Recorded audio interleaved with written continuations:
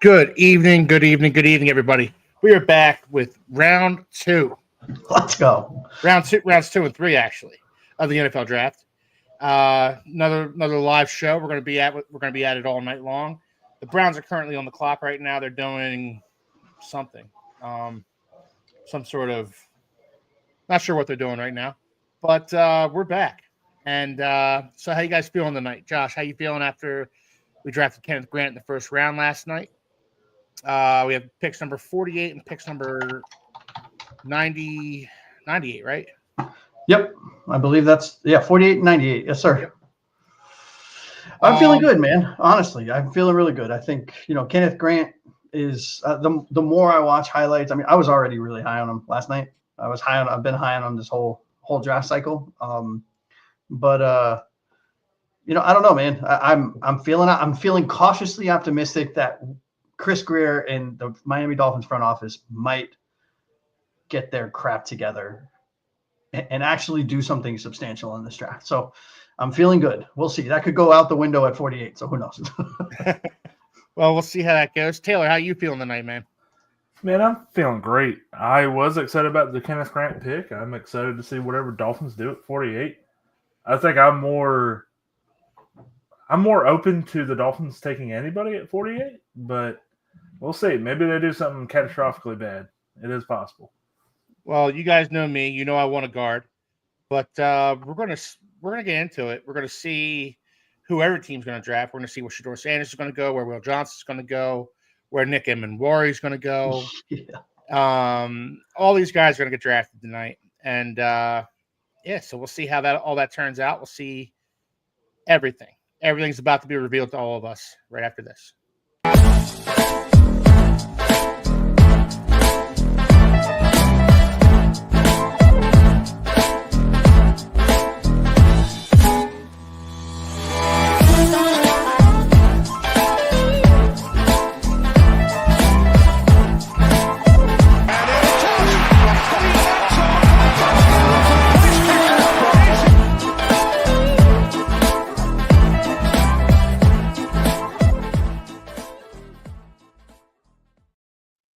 All right. Good evening, everybody. The Cleveland Browns are officially. I don't know if we could have timed that any better. No, and that was totally by accident because I was dragging my feet. I've been, some stuff going on in the personal life right now, so dragging my feet a little bit. But we're back. We're here. We're ready. We're ready to see the Dolphins take. You didn't answer the question either, buddy, because you asked us, but we didn't rebuttal. How do you feel about round one for the Miami Dolphins and where we could go in round two? Yeah, so I saw the highlight tape that you sent about Kenneth Grant this morning. Josh. It gets me more hyped for the pick. Gruden's obviously a big fan of Kenneth Grant. He's said so multiple times now. I like the pick. It was a pick of need. It was the logical pick because the guards were gone. You go Gray Zabel there. I would have loved it personally, but it would have raised a lot of eyebrows. Not really though. I mean, I like Zabel at 13 too, man. He's going to be good. Yeah, he's going to be really good. But look, it was a solid pick. It was a solid, responsible pick at a position of need. Like I can't knock it. So I'm not going to. I'll say this though, at 48, I want them to go guard. I like, Vontae Mack, no matter what, offensive guard, no matter what. Take the top offensive guard on your board at 48. Well, yeah, I think I would push back a little bit because we do have other positions of need, and if there's Nick Emenwari or if Nick Emenwari or Will Johnson is there, or Charles Grant, right? Who's the guard? Yeah. Right. You're going to take Grant over Will Johnson and Nick Emenwari just because it's an offensive lineman? Like, that's crazy to me. I hear what you're saying. Look, I've been pounding the table all season for a guard. I think, and I said this before, I'll say it again. I don't think the Dolphins can truly unlock what they want to do offensively or as a team until they fix their offensive line. This team is built around what they do offensively, what they do well offensively, and they can't do what they do well offensively unless you have a top 10 offensive line in front of Tua. That's I've often compared Tua to Peyton Manning, and I know that in and of itself raises eyebrows, but I think that they are similar types of players who throw the ball with great accuracy and anticipation, don't have elite arm strength, but they have a great feel for the field, a great mind for how things work. Peyton Manning always had top 10 offensive lines in front of him. Mm-hmm. Peyton Manning was allowed to scan the field. Peyton Manning was allowed to throw his receivers open. Give Tua that same courtesy.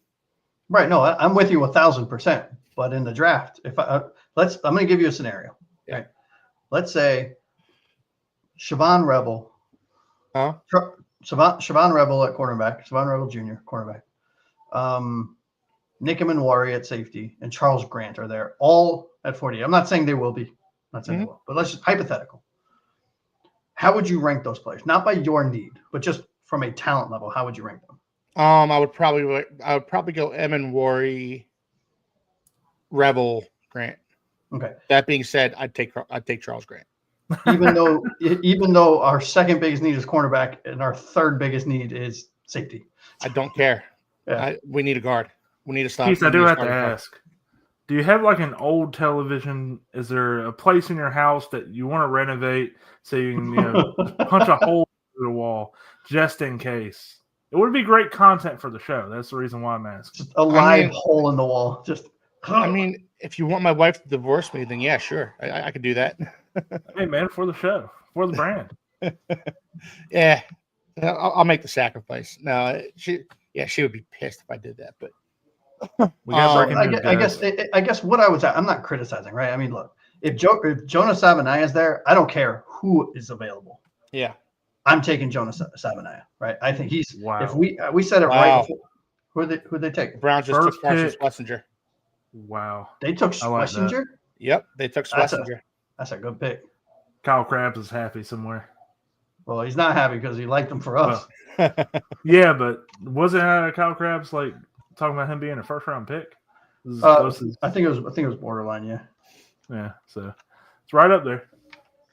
And the Shador Sanders fall continues. Yeah, I honestly thought it was ending here. I thought this was it. I thought he was going to be taken by the Browns. Then the Browns, no, they don't have another pick coming up. So it's the Texans, Titans. They're not going to draft. The Browns do have a pick coming up. The Texans, yeah. Where do the Browns pick again? Well, it's the Texans going to be on the clock next, then the Titans and the Browns again. Yeah, they have Jacksonville's pick. Dude, do I have my order wrong then? Because they have Jacksonville's. Yeah, they have Jacksonville's pick from the trade last night. Oh shoot. Okay, so it's Cleveland, Giants, Tennessee. No, it's Cleveland, Texans because of the trade last night. Yep. Titans. Yep. Browns. Cleveland. All right. And then do you have the can you just call them out real quick? Just I want to make sure this right. So then Las Vegas, New England, Chicago, New Orleans, Chicago again. The Jets. Yep. 49ers, Cowboys, Colts, Rams, Cardinals, Dolphins. Oh wait, so Atlanta? It's not Atlanta. It's LA. No, because of the trade last night. All right, Arizona, Miami, Cincinnati. And Cincinnati. that's as far as I've got on my ticker down here. All right, I have Seattle, Denver, Seattle, Tampa Bay, Green Bay, Chargers. It's almost like you didn't spend 4 hours with us last night doing the first round of the draft. Dude, I don't even know what day it is today. Yeah. All right. Well, I apologize to the viewers if these are wrong. I'll fix them as we go. I know we're good up into Miami. Yeah. Picks are in for Houston, by the way. Yep. Picks in for Houston. Where do you think Houston goes here? Who'd they go in the first round? They traded. Okay, so I would go offensive line if I'm Houston. They traded away Well, they traded away Larry Tunsil this offseason, so they obviously. I had them in our initial mock going Josh Connolly, who obviously went in the first round. So I mean, who do you think they take? I mean, the offensive tackle and the offensive guard market just this. So Jordan Sabanea is my next rated available. Yeah. And Owen then- Daniels is making the pick. Oh, maybe Ariante. That's a name Irsay? I had not heard in a long, long time. Yeah. I think they go wide receiver. I don't know Jaden why. Higgins. Jaden Wow. Higgins. Is it Higgins? Yep, it's Higgins. 2 surprising picks back to back, but I don't hate him. I No. nailed it, dude. You did. That's not You good did. for Tank Dell, though. Considering Tank Dell had those 2 season-ending knee injuries, Mhm. or I don't know, both were knees, but I think that tells you that Houston is thinking long-term here by their wide receiver core. I mean, you obviously, you hope Tank Dell's part of your long-term plans, but you can't factor him into your long-term plans based on his injury history, especially how his season ended last year. That was just a brutal injury for the guy. And I feel for the kid because he can ball out when he's healthy. Oh, he's so good, man. Schlesinger But or Higgins? Rather? No, I'm Both. talking about Tank Dell. Oh yeah, yeah. I feel like people are like numb to him, but he's just so good. The Seahawks just traded up, so the Seahawks have the 35th pick now. Jesus, I am like so far behind you. Well, no, yeah, I'm not sure how that's. I was a bit ahead of you last night too. Yeah, well, I'm watching it on Fubu or whatever that stupid fair app enough. is. So it's not Tennessee, it's Seahawks. Seattle. Yeah, it's Seattle now. Yeah, The hell is their abbreviation? SEA. Right. SEA. All right, keep them coming. So we have Donnie you guys Wilkerson. want to We have Donnie Wilkerson who checked in real quick. Hey, Go Steelers. then. Yeah, I know a lot of Steelers fans around here. Shout out to my cousin right there. Oh, is it? I Okay. know 2 Steeler fans who have checked into this podcast the last 2 days. Okay. And I don't know if they are thrilled or not about this draft. Yeah, so Donnie, you're a Steelers fan, I'm assuming. So what do you think of your first round pick? Yeah. If he's still there. I don't know if he's still there. Yeah, I'd love to know what he thinks about his first round pick. Because it was Harmon, wasn't it? Derek Harmon. Yeah, Derek Harmon. Yeah. And I mean, obviously, if you're still there, I'd also like to know how you feel about Shador. Do you want Shador? Yeah, right. Because he might be there. Yeah. Dude's in free fall right now. You know what I think is absolutely hilarious is I read, well, not hilarious. I mean, I feel for the person.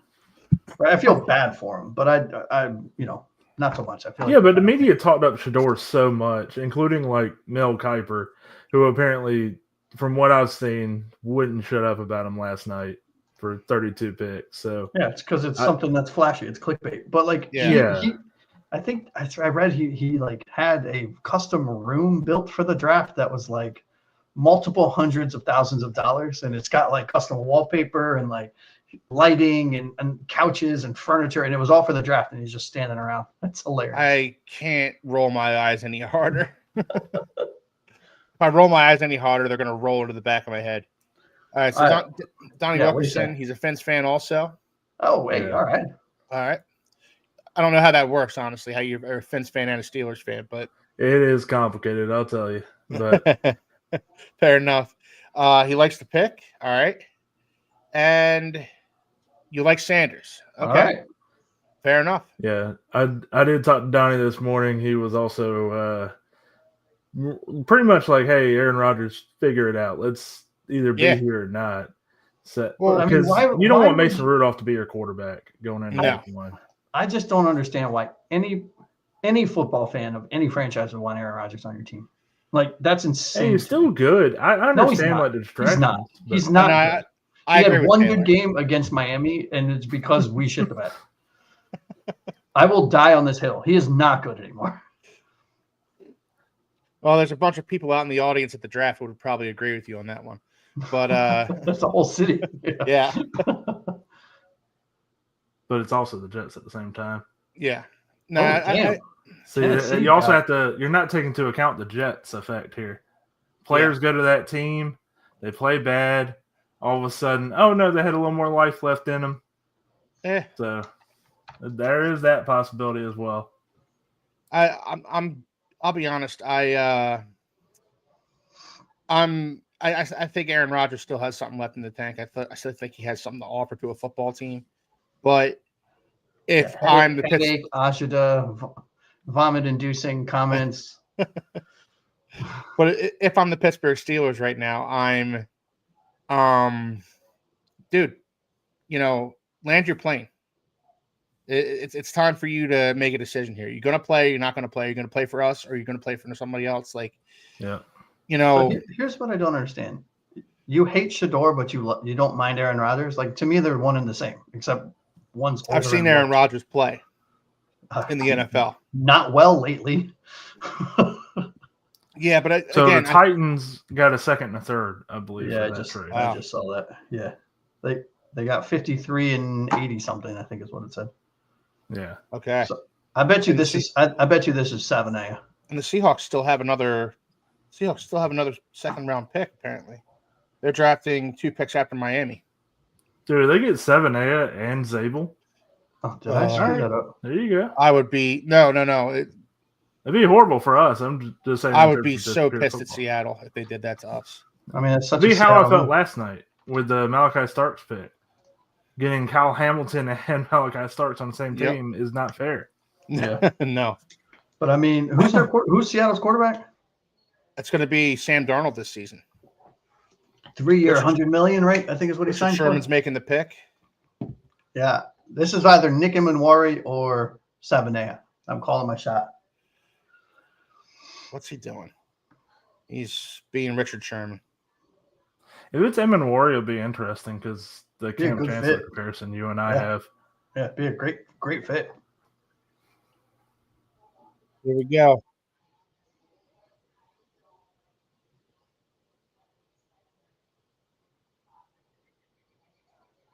Nick Emanwari. It was? Yeah. Yep.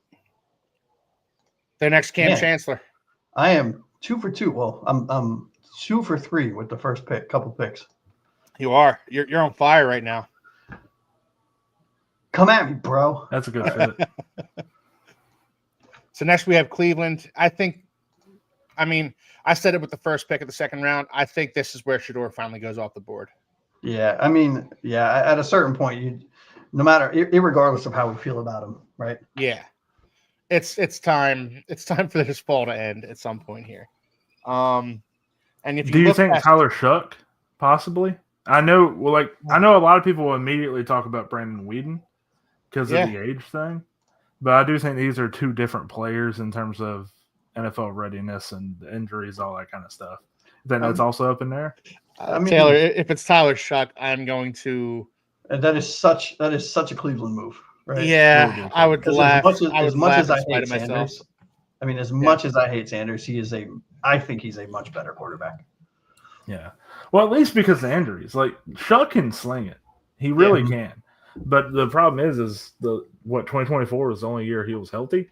Mm-hmm. And so it's like the Michael Penix issue from last season, but even worse. Yeah. You know what makes the Emanwari pick hurt even more, fellas? What's that? He was wearing a Miami shirt. Not a Dolphin shirt, but a shirt that said Miami on it. Really? Yeah. That sucks. We knew he wasn't going to drop the 48. Hey, don't piss in my Cheerios. All right. One can help. Dream, man. Yeah, I mean. He's a peacock. You got to let him fly. I was peacocking there, in case you missed it, Taylor. Yes. All right, here comes Joe Thomas. All right, this has to be Shador, right? I would think so, man. Or do they shock the world and go 7A? They do need offensive line badly. They do.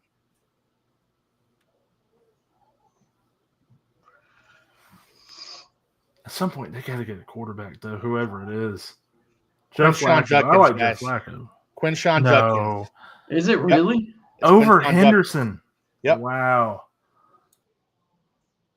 That's crazy. I don't hate it, right? They need a running back, but yeah,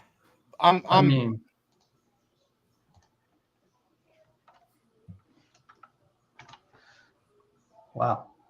They do. They do need Quinshon Judkins. where was he at Ole Miss before he went to Ohio State this year? Tag teamed so, with yeah. Trevion Henderson. I like Quinshon Judkins. I like Trevion Henderson more. Oh yeah. I don't. This Same. Trayvon Henderson was my number 2 back. This is a confusing pick for me. I don't understand. I don't understand what they're playing at here. I mean, look, he is a physical runner, right? He's got good vision. He played at a big school in a really good conference, and he put up production, right? I mean, yeah. I mean, I get it, right? I mean, look, it's you don't like mushrooms. I like mushrooms, right? They don't. Yeah. They apparently prefer Jenkins over Henderson, which I think is batshit crazy. Wait, and you don't think Aaron Rodgers is good, but you like mushrooms? Yeah. I didn't say I don't like his choice in extracurricular activities. I just don't like him. And when we were talking about mushrooms, Taylor, I don't think we were talking about mushrooms with the magic okay. variety. I'm sorry. It was a miscommunication. My bad. I mean, hey, you should put some of those in her soup. Yeah. All right. I will be right back, fellas. I'm just going to mute and get off screen real quick. Fair enough.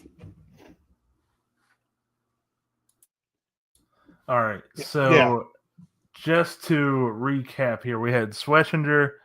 Yep. And then who was it? Emanwari? Well, no, it was Jaden Higgins, Emanwari. Yeah. And then it was Quinshon Judkins. Now we have the Raiders on the clock. So I'm just solely for – I know we're spending a lot of time on Shedeur Sanders here too, but, like, how far can he fall here, Taylor? Like, we have the Raiders, then the Patriots. Neither of them are going to take him probably, right? Raiders, I think, is a possibility. Raiders is a possibility, actually. Because at that point, you're sitting with the Raiders like, Dolphins are on the clock. Whoa. Who do the Dolphins like that much that they just traded up? Oh, no. Did we just trade? I just heard we traded. The Dolphins just traded. This is going – oh, God, I have a bad – holy crap. You know who this is going to be? This is going to be one of – Will Johnson? Is this Will Johnson? Who's picking after? It's the Patriots. The Patriots. So this is okay. So who were the Patriots? This is probably Will. This is probably Will Johnson or Estavanea, right? Yeah, I would think so. So it was Vegas and now it's Miami. Is that right? No, the Dolphins traded with Vegas. That's what I mean. So it was Vegas. Now it's Miami. Yes. All right. I swear the Dolphins gave up the 3rd round pick. I don't know. It could have been a player, right? It could have been a pick next year. Yeah. It could have been, who knows? And the pick is in, so they knew exactly who they wanted. Maybe it's Shedeur Sanders. Don't. I think Keith, you would die. You would never put that evil on me, Ricky Bobby. Yeah, well, in the pre-show, we like what Keith was talking about. Like, how far do you think he falls? And the Raiders got the Dolphins' 3rd and 4th round picks. What? This year. No. Yeah. No. Wait a minute. Say that again. Dolphins. The Raiders got the Dolphins' 3rd and 4th round picks. So 98's gone. We got a 5th. So 98's gone, but we got 143. That is insane to me. Yeah. They must. This has to be really want this guy. I hope to God. I hate that trade. I mean, if this is Will Johnson, I don't hate it as much. Ooh, there's our boy. Look how good he looks.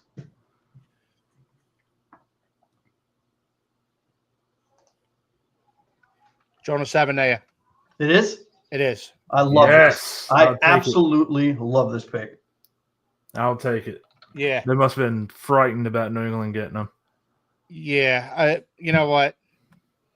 Hey, you can't be mad at it, man. Yeah, high five. I'm a happy man. This is a good pick. This pick could have went catastrophically bad. Like sitting at 48 and taking a player that's like BPA or something like that. That's whatever. You trade up, you trade that 3rd round pick. I'm still not a big fan of the compensation because I wanted that 3rd. Yeah.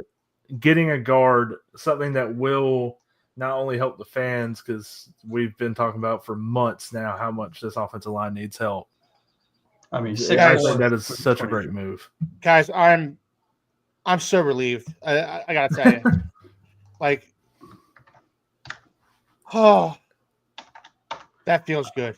I don't know. I mean, look, I like the pick. I love Sabanet. I think I've been very vocal about that. You have. I just think they gave up a little more than I feel comfortable with. Yeah. Same. That's exactly how I feel as well. It's like I'm still not happy with the compensation, but I love the player so much that I mean, I don't hate it, right? Yeah. All right, so let's talk about him, fellas. This is a Dolphin show. Let's do it. Strengths, weakness, player comps. Who do we got? Who wants to go? All right, I'll go. My player comp for him is Mike Iupati. I like he's a big dude. He's powerful. A little tall for the guard position, but I don't think he's a tackle in the NFL. Weaknesses. I see him. He's not as fleet of foot as you may like in his own running scheme, but he's big. He's mean. He's nasty. He's the exact kind of prototype of a player that I want the Dolphins to draft. He's in that Donovan Jackson, Will Campbell type of mold. A guy who's just, he plays after the whistle. So I love the pick. I love the pick, and I'm super relieved they drafted a guard. I've been calling for them to do it all off season. They finally did it. So I mean, I think we've been calling for it for years. yeah, it's true. Yeah. So so my strengths here are I have he's a powerful anchor, right? Just watching his film, this dude anchors better than I think just about every offensive lineman in the draft, not just guard, offensive lineman. Mm-hmm. And I love his versatility. That's why I've been such a fan of his since the beginning, right? Because he's going to be our starting right guard.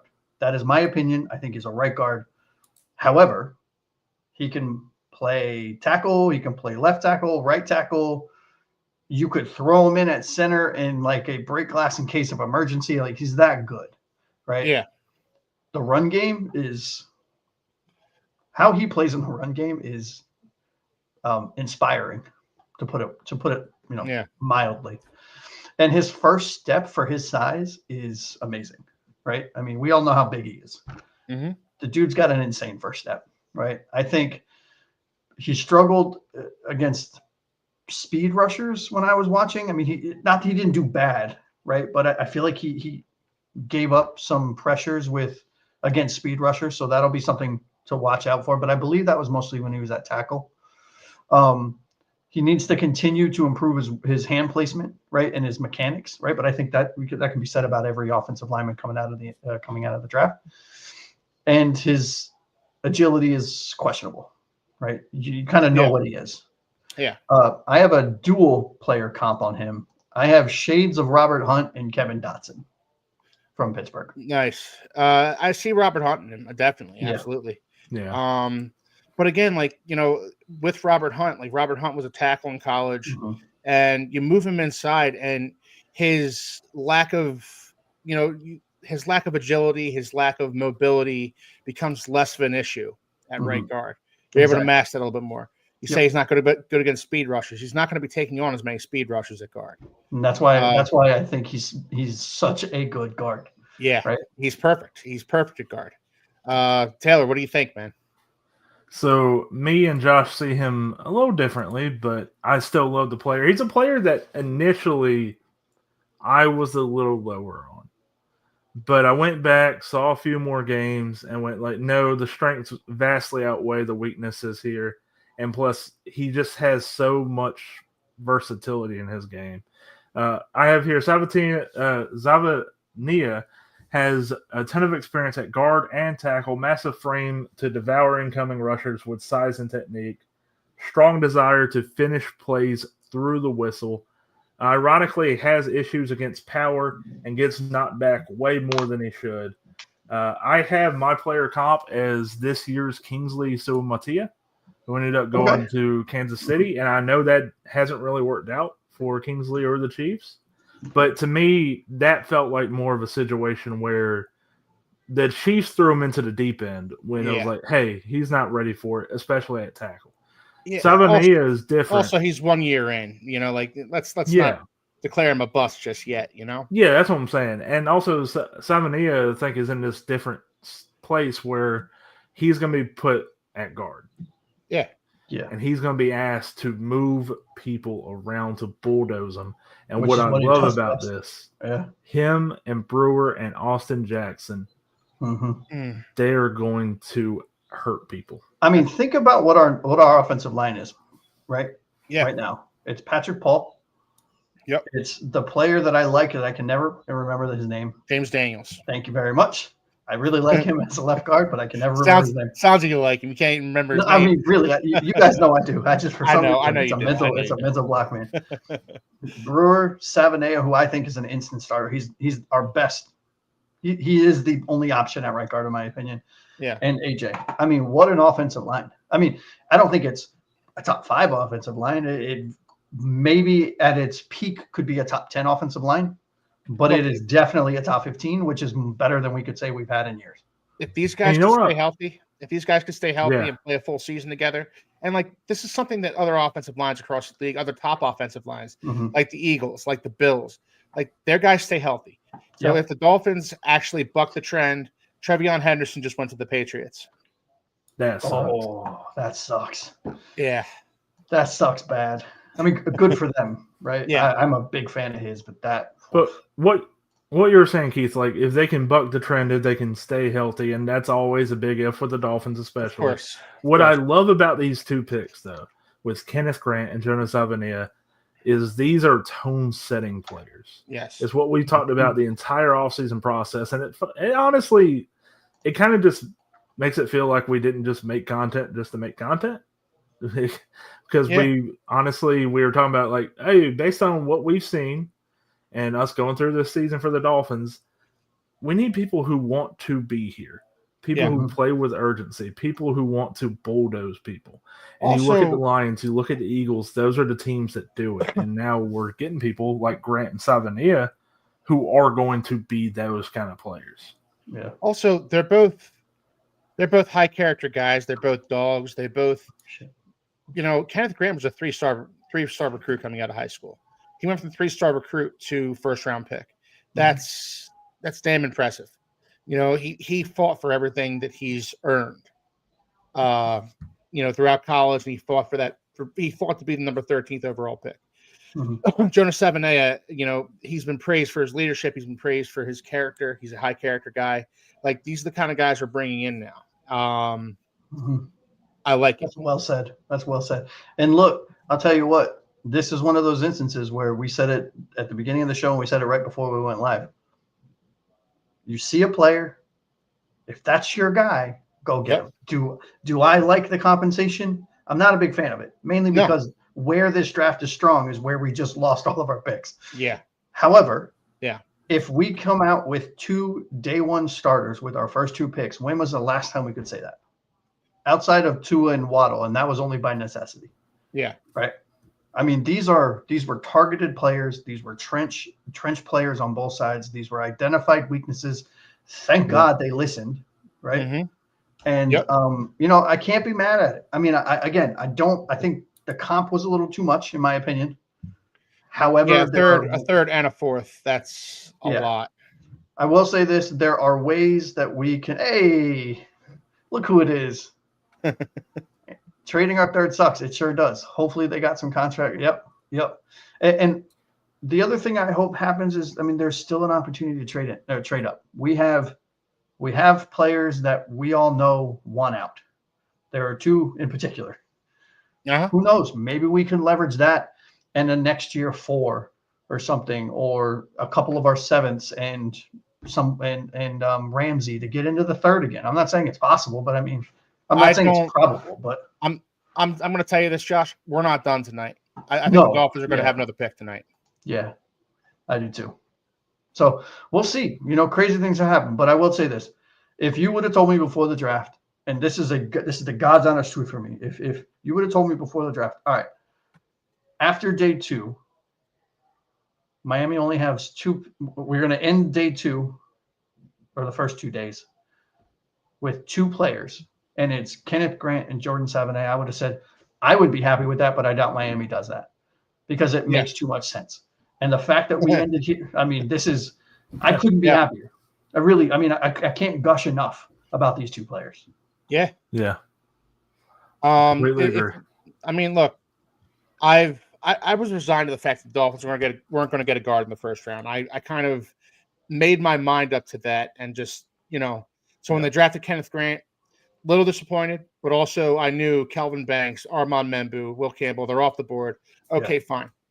You went with Kenneth Grant. He was the best player available at a position of need. Solid pick, good pick. Okay, I can't be upset. But I said to myself, if they come away from pick 48, without a guard, if they draft, they draft a cornerback, if they draft a safety, like we talked about this earlier, Josh. Like I want a guard with 48. No, but I feel like, and I mean this with as much love and respect, right? Your logic about I'm going to take a guard, whoever the hell it is, irregardless if there are better players you're cutting the arm off to save the hand. I know. Right? And hey, die on that sword. I'm with you. I respect the hell out of it.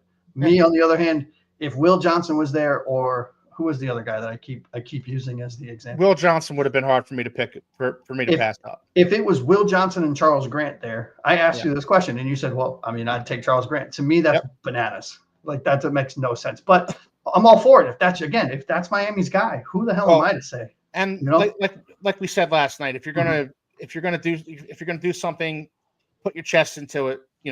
Say it full-throatedly. Yeah, I want a guard. I want a guard. So the Dolphins traded up and got one of my favorite guards in this draft. Awesome. Yeah, last 3 days is what we've all agreed on. Like, hey, if you're going to make a pick, we're not going to sit here and Luther Burden to the Bears, guys, over it or crap on it. But Luther Burden. I like that for them. Just say your pick with your chest, and that's what the Dolphins did. To be honest, Taylor, that's a philosophy that you put in my head. Like you said that a couple days ago, and I said, you know what? That's a great way of looking at this. Just say it with confidence, know what you want, and don't apologize for it. I wanted a guard. I refuse to apologize for that. Hey, nobody's asking you to. I'm not criticizing you. I am not criticizing you, right? It's a philosophy for me where it's, yes, guard was important, but so is the fact that Ramsey, you have to assume Ramsey's not coming back after the things that he said. So you're left with Storm Duck, Kader Kohu, and who Smith. Else? I mean, I hear you. You know what I mean? There's also a reason why nobody's beating down my door to be their GM. Well, I'll tell you what. If I win the Mega Millions and somehow inherit the Dolphins, you will be part of the franchise in some capacity. Nice. I'll be the janitor. I'll clean the toilets. Well, not with that attitude. I'll be right back, guys. Cool. All right, so Luther Burden, man, how do you feel about this pick? I'm a big fan of his. I'm a fan I don't want to say go back fully to the Savanilla thing, but it goes back to the Lions strategy over the last few years. Jahmyr Gibbs, Jack Campbell, Sam Laporta was somebody else that was considered a reach among some people. Mm-hmm. And what the Lions did is they picked these players and they said, hey, I don't care. I honestly do not care what you were saying about, hey, this guy was a second-round pick or late first, whatever. He's going to be good. And it has turned out pretty damn well for the Lions. And that's the kind of strategy I think you need. Now, there is a limit because then you could also be like the Raiders during the Mayock era. Mm-hmm. Yeah, the Clelin Ferrell and Jonathan Abram and all that stuff. Well, let me ask you a question because I posed it to Keith. But let me ask you a question, right? So let's say that it was Will. I mean, this is all a moot point because we got our guy. But let's say hypothetically we got down to 48 and it was Will Johnson, it was Siobhan Revel, it was Nick Imanwari, who I know went ahead, but just appease me. Yeah. And it was Charles Grant. I asked Keith this question. He's like, I don't care. I'm taking Charles Grant. To me, that's that's crazy. That makes no sense to me because you have such a need at cornerback and you have such a need at safety. And you're going to take a much lesser player just to fill a need that you think, I mean, that's, I get it. Hey, bang your chest, right? But, I don't know. I would probably take Siobhan Revel if it was that situation, just because at that point he is the BPA to me, and it does fit a position of need. I have him as my number 14 overall player. Mm-hmm. I know that's really high. I know he has the injury coming out. He's coming off that ACL injury. It's kind of like you said. At some point, though, there is that limit, and that's what I was talking about with the Raiders and Lions comparisons. Yeah. And I feel like Grant and Savania, because there's been a lot of talk, and I've seen a lot of talk too about like, oh, you could have got Grant in the late first. I don't know. It was pretty much a reach. This is also a draft that I think is complicated when it comes to these reaches. Well, and there's a lot that goes into it, right? Yeah. Yeah, there's a lot that goes into it. But I also feel like both of these players, if it even is a reach, it is a minor reach. What do you mean? Like basically by a hair. I don't know what players are you talking about though? Grant and Savania. Oh, no. Yes. I think Savania is head and shoulders above Grant, in my opinion. I do. I'm saying Kenneth Grant and so the two picks not Charles Grant. Okay, I understand where you're confused there. My bad. Yeah, sorry. Yeah. I don't believe that Kenneth Grant was a reach. Same here. I don't. Again, I think 13. I'm gonna be honest with you. If you watch the tape and you watch it objectively, there are games where Kenneth Grant outplays Mason Graham, and there are games where Graham outplays Grant. Well, last year I thought Grant was their best defender. Right? Who did they take? Mm-hmm. I'm like 5 seconds behind you. They ended up. Oh man, who'd they get? A quarterback is off the board. The New Orleans Saints take Tyler Shuck. They took Shuck. Oh man, Sanders is livid right now. I love it. I absolutely love everything about what's going on right now. That's crazy. I like the fit though. I really do. Well, if Derek Carr isn't playing, at least you have a guy who will play day one. I'm not a big fan of somehow Derek Carr plays this season and Tyler Shuck's on the bench because he is a 26-year-old rookie. Yeah, that is. And we will talk about the rest of the draft too, by the way. It's just, like you said, Josh, Keith also said it, this is a Dolphin show, so we wanted to focus on the Savania pick and talk about the players being potential reaches or not.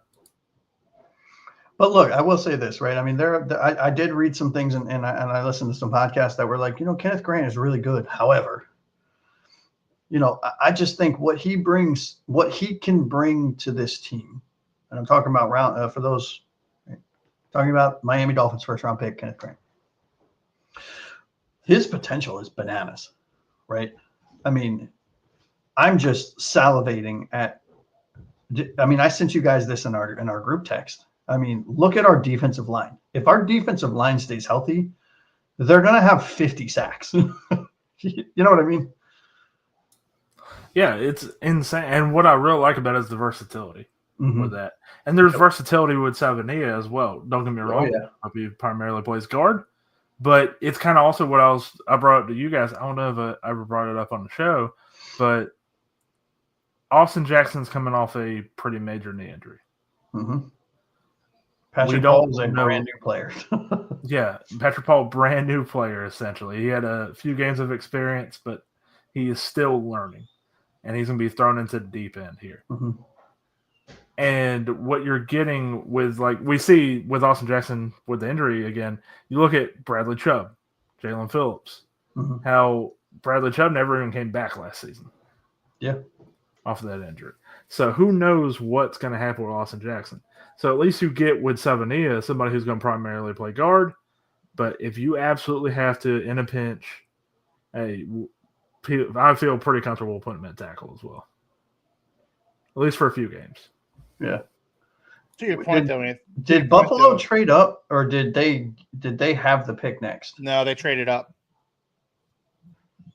I missed it. All right, so it's no longer Chicago, it's Buffalo, right? Yep.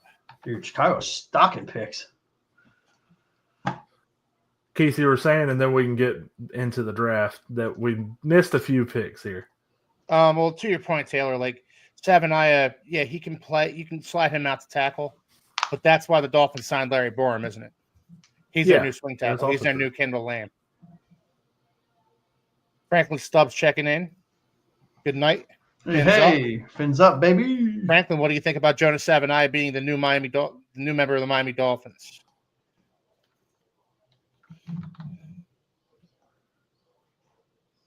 Wait, so Buffalo? I screwed this up, man. Buffalo has 3 picks in the second. No, they traded away their other second round pick. Right, but I have them with 3 for some reason.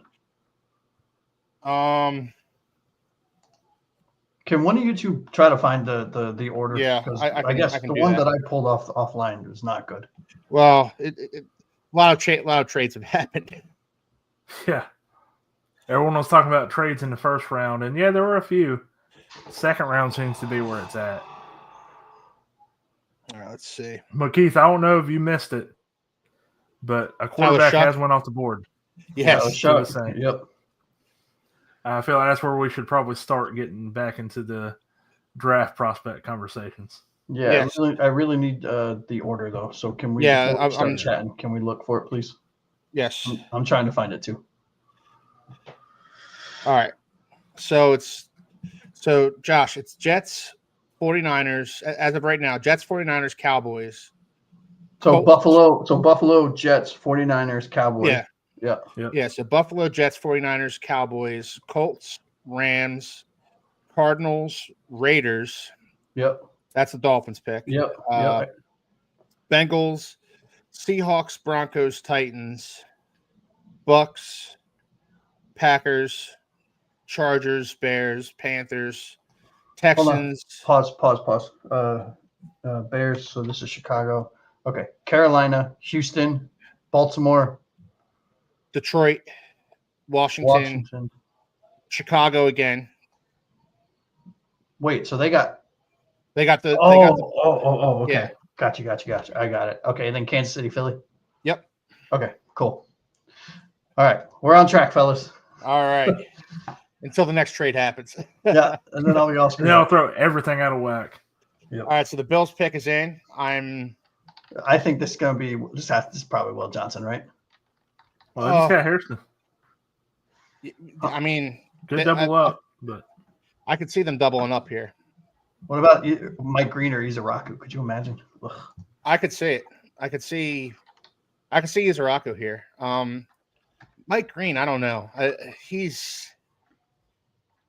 needs to go to the right situation. What's better than Buffalo? There's nothing to do there except eat wings and be cold. True. And win the division, unfortunately. All right, who's making this pick for them? Lee Evans. Lee Evans for the Bills is making the pick. All right, after this pick, do we want to talk about Tyler Shuck, or do we want to just Yes, we do. Or do we want to talk about whoever the Bills picks? I say we work backwards, basically. So the problem is these picks are coming in way too fast, but we're not going to get to everyone. Sorry, guys. We'll have time. They'll slow down, unfortunately. They don't slow down. They speed up. Have you never watched the draft before? Yeah, it takes 8 hours. TJ Sanders to the Bills, guys. I'm not happy about that. TJ Sanders? Yep. Okay. That sucks. That's shitty, but okay. There's very few players the Bills could have drafted there where I would have cheered. TJ Sanders is a good player. And he's perfect compliment to Ed Oliver. Mm-hmm.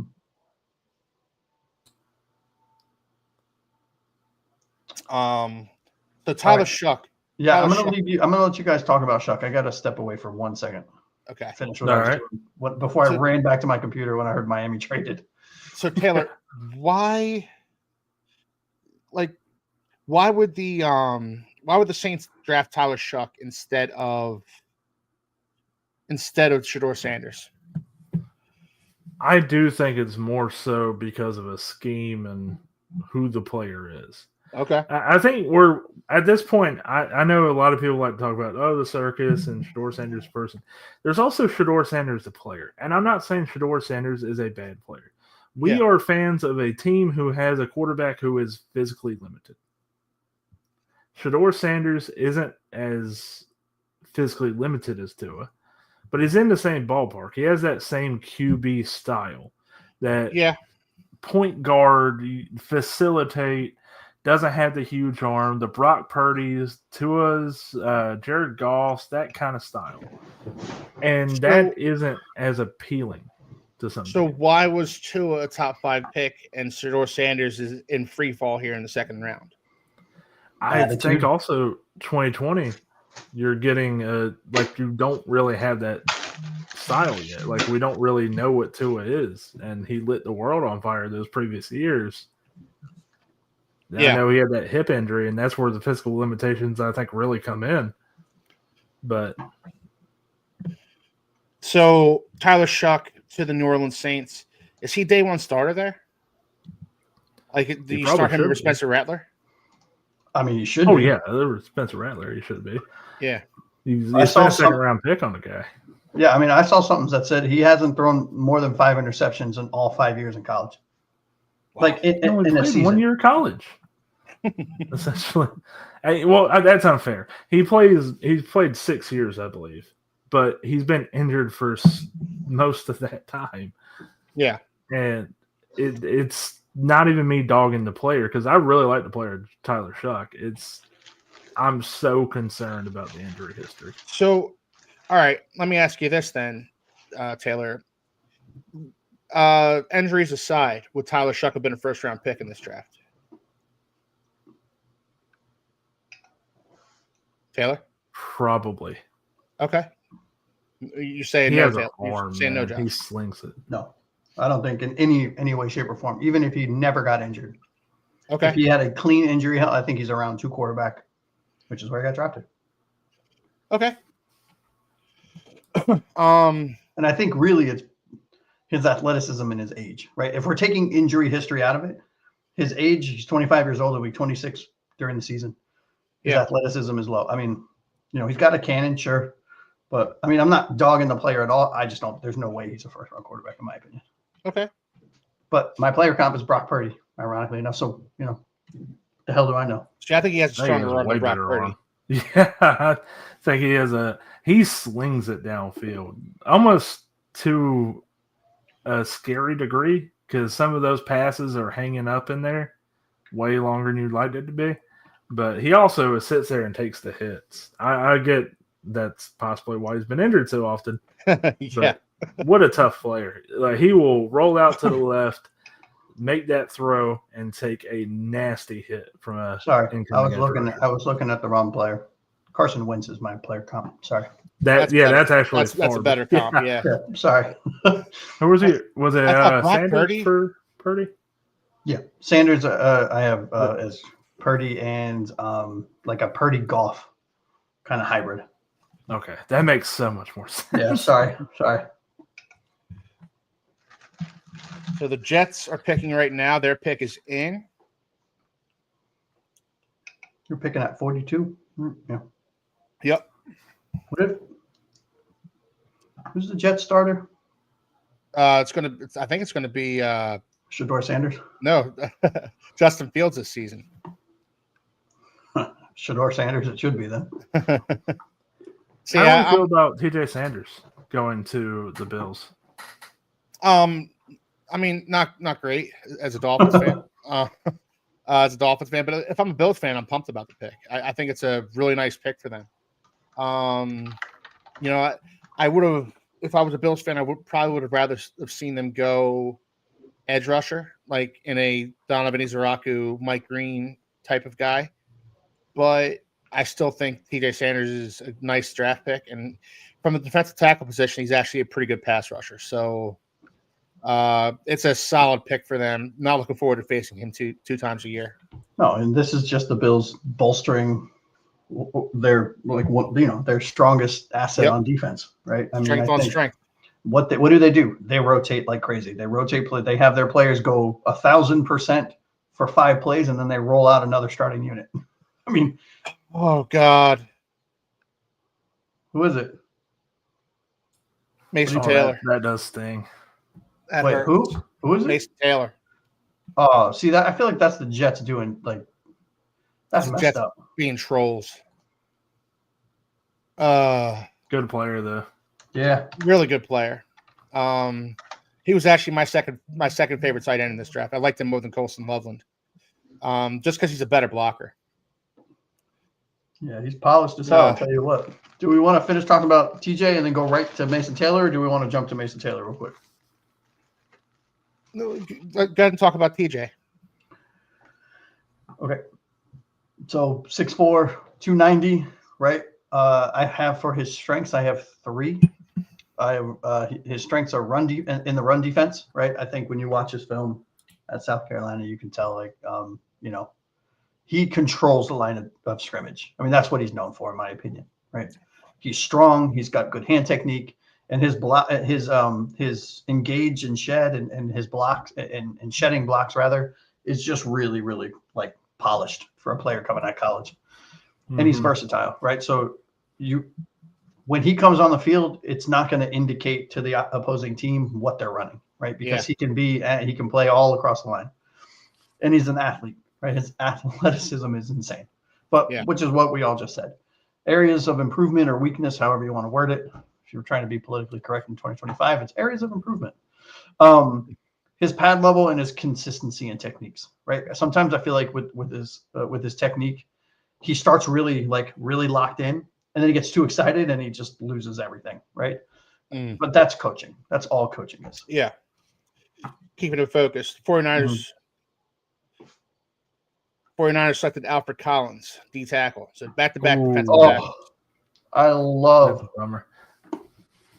Not back-to-back. Talk about D lineman that just hurts to see go off the board. I understand we just got Kenneth Grant and probably weren't going to get another D lineman that high, especially considering now we don't have a third. Still sucks to see Alfred Collins go.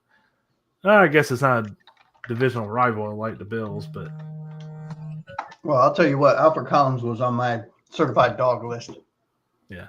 Last thing I'll say about TJ Sanders, and we can move on unless, Keith, you have anything to add. No, go ahead. I agree with a lot of what Josh said, and the only thing I will add to the conversation is I have on my write-up here Cobra Kai level or Cobra Kai mentality, strike first, no mercy. That's the way this guy plays. And the only issue I have with him is he has that initial violence. But if somebody could actually hunker down and, anchor, they can kind of keep him in check. He tends to not really have much in terms of a secondary move. Okay. Yeah. But still a fantastic player. I forgot what my comp was for him. Now, let me ask you a question. Who would you take if you go like him versus Savanea? Like one-on-one? Yeah. I mean, that's probably what's going to happen at some point. Yeah, true. I'll tell you what, I'll take Savanea, and I put a lot of money on it. Yeah, I would too. It would be a tough battle, though. And match up pretty well. Mm-hmm. And it is going to be, this guy is going to be getting a lot of one-on-ones because Ed Oliver is going to get a lot of double teams in the middle there. Yep.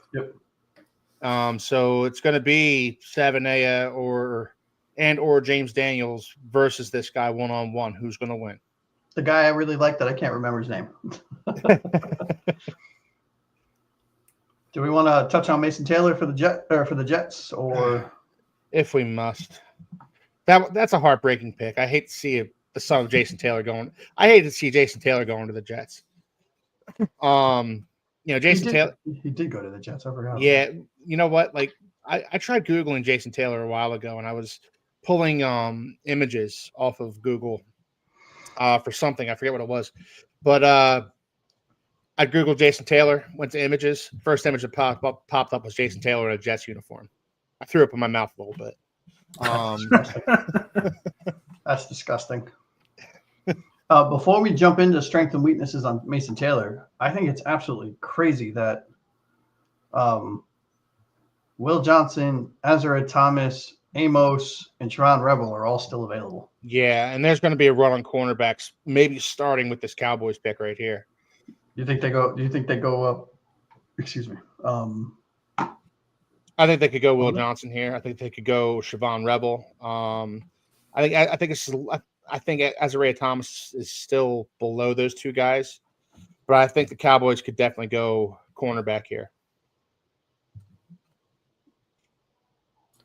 And like we talked about Shedeur Sanders free falling, like Will Johnson's free falling now too, and this has to end at some point. I mean, I tell you what, those medicals, I can't say it anymore. I can't scream it louder from a roof. They're not good, right? I mean, I said it on yesterday's show. He's the type of player that you draft, you get him for in the first round. We were talking about the first round, so you get him for 5 years, you re-up him to a second contract, and he retires halfway through. Like that's the kind of player you're getting, right? And I don't know if teams are comfortable taking them this high. I'm not saying he's not good. I still think he's the second best cornerback in this draft. Right. I really do. Right. And also he might play 10 years. Like who knows? But to your point, Josh, the medicals are not good. And this is coming from fans who are looking into this. These teams know so much more. So to see him fall this bad is telling you like, oh, it's way worse than what we think. Yeah. Well, I also believe, and I think Keith, you touched on this on yesterday's show. There's something to when a team that is very quarterback needy passes on a player, everyone else is like, well, why? Whoa. Yeah. Why did you? Okay, fine. We'll pass on two. He must be bad. Right. Yeah. And then it just turns into this snowball effect where, you have Will Johnson available in the third at Miami's old pick that we got rid of. Right. I mean, that's, that's the kind of. And that's the other side of it. Is like it's either the medicals are really that bad, and what you were saying is maybe he's a 1.5 contract kind of player, or everybody is freaking out for not, I won't say no reason, but exaggerating it. And he's just free falling, and we'll be looking back at this in 5 years going, how did Will Johnson go to the third round or late second round? Yeah, how did he go to the Ravens in the third round and he's a 5-time Pro Bowler, right? I mean, that's also see that happening, right? All right. Dallas Cowboys got Izaraku. Oh, that's a good dude. That's a good combo right there, man. Yeah, and they just lost Lawrence, DeMarcus Lawrence. DeMarcus Lawrence, I think he's still a free agent actually, but like this guy steps into. Is he with Seattle now? Mm-hmm. Okay, that's a good pick. That's a really good pick for them. I like it. I thought they should have gone cornerback here. I probably would have gone cornerback, but Izaraku, I can't knock the pick. And this guy's a first round talent. Mm-hmm. And so Cowboys defense, Osei Digizua, Izaraku, Parsons, Marshawn Nealon. They drafted him last year. Deron Bland. And they still have Trayvon Diggs too. Yeah, and because I'm a Florida State guy, I watch Boston College a lot, being in the ACC. And I'll tell you what, Izaraku is at some points in college, he was a man among boys. He really was. Yeah. Should I read out the stats on Izaraku? Yeah, sure. Yeah, do it. Like I did yesterday. All right, let me pull it up. We'll get to the rest of these players. Promise. Don't make promises we're not going to keep. I know, probably not. Yeah, everything's insane so stats fast. Colts pack in 2024. 80 total tackles, 16.5 sacks, and 3 forced fumbles. I understand. Was that last year? Yes, that's all in 2024. I understand that stats aren't everything, and you got to look at the film, and you got to take everything into account, right? The combine, pro day. But when the stats are that good, though, Taylor. Yeah, there's something about when a production hits a certain level, you go, all right, fair play to you. This guy's That's good. just awesome. Yeah, he's good. Who do you think the Colts go for? There's going to be a run on cornerbacks. It might as well start here. If they end up with Will Johnson, Tyler Warren, that Could would be be a really Who did they take in the first round? Tyler Warren. They ran up to the podium, man. Yeah, they picked before us. So Indy, I have wide receiver as their need, offensive line, cornerback, defensive line, and safety. Those are my top needs for the outside. Now that tight end was taken care of. All right, let's see who it is. You know, it's so funny. And I know he's, when you're standing next to him, he's built like a fridge. But when you see Jonathan Taylor just standing at the podium, you're like, I mean, I could take him. TJ Tuamolawa.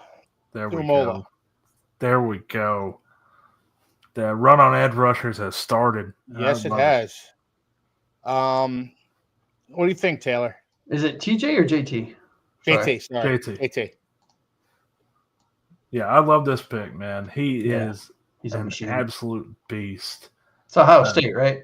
Yeah. Ohio State. Everybody talks about Jack Sawyer. I was more of a fan of Tuamoloau than Jack Sawyer. I really was. No, I think he's a great run stopper. Yeah. Go ahead. No, Jack Sawyer's I think this guy's better too. I agree. I think Jack Sawyer is more of a third round guy. Yeah, this is a good pick. Yeah, it is. DeForest Buckner, Latu from last year, Kenny Moore, Cam Bynum, and Tuamola. Yeah, you know what I hope happens is that there is a run on like edges and defensive linemen because we don't need one anymore. Yeah. And then Miami's able to trade up early in the third and grab one of the top tier cornerbacks that are still available. Yeah, that'd be great. And I'm not opposed to them doubling down on defensive tackle later in the draft either, by the way. No. And it is worth noting, and I know it's a small consolation because we lost our third and fourth round picks, but they get a fifth in return. Yeah, from of course. that trade. Yeah, so we can use that and some other things to trade up, right? Yeah. I don't think we're done tonight. I really don't. No. It's going to be when I log off, right? If I log off a little early, I'm going to get upstairs and my phone's going to go nuts. Yeah, but with JT, I think you're getting somebody who plays with great technique. I think he wins with power and a bit of speed, or at least finesse. And mostly, I think he's more of a power rusher myself. Okay. Run stopper. The big problem with him, and what I think kept him back from like the earlier tier, he's not overly explosive. He doesn't have that spark that a lot of these other guys had. And I think that's the reason we're seeing somebody like Nick Scorton, who's still on the board as well.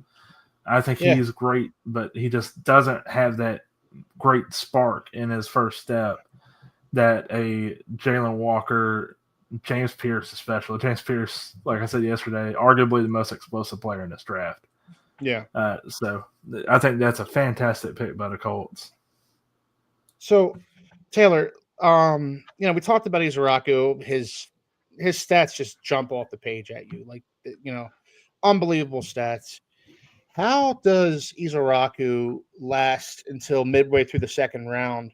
And a guy like Shamar Stewart, goes in the middle of the first round with 4.5 sacks in his entire career. How is it? Is this? And again, I know stats aren't everything, and they don't tell the whole picture of who a player is. But like, I can't reconcile these two facts. Like, I can't reconcile the fact that Izaraku just absolutely went nuts last year, 16.5 sacks, 80 tackles, and then Shamar Stewart 4.5 sacks for his entire career. How does that happen?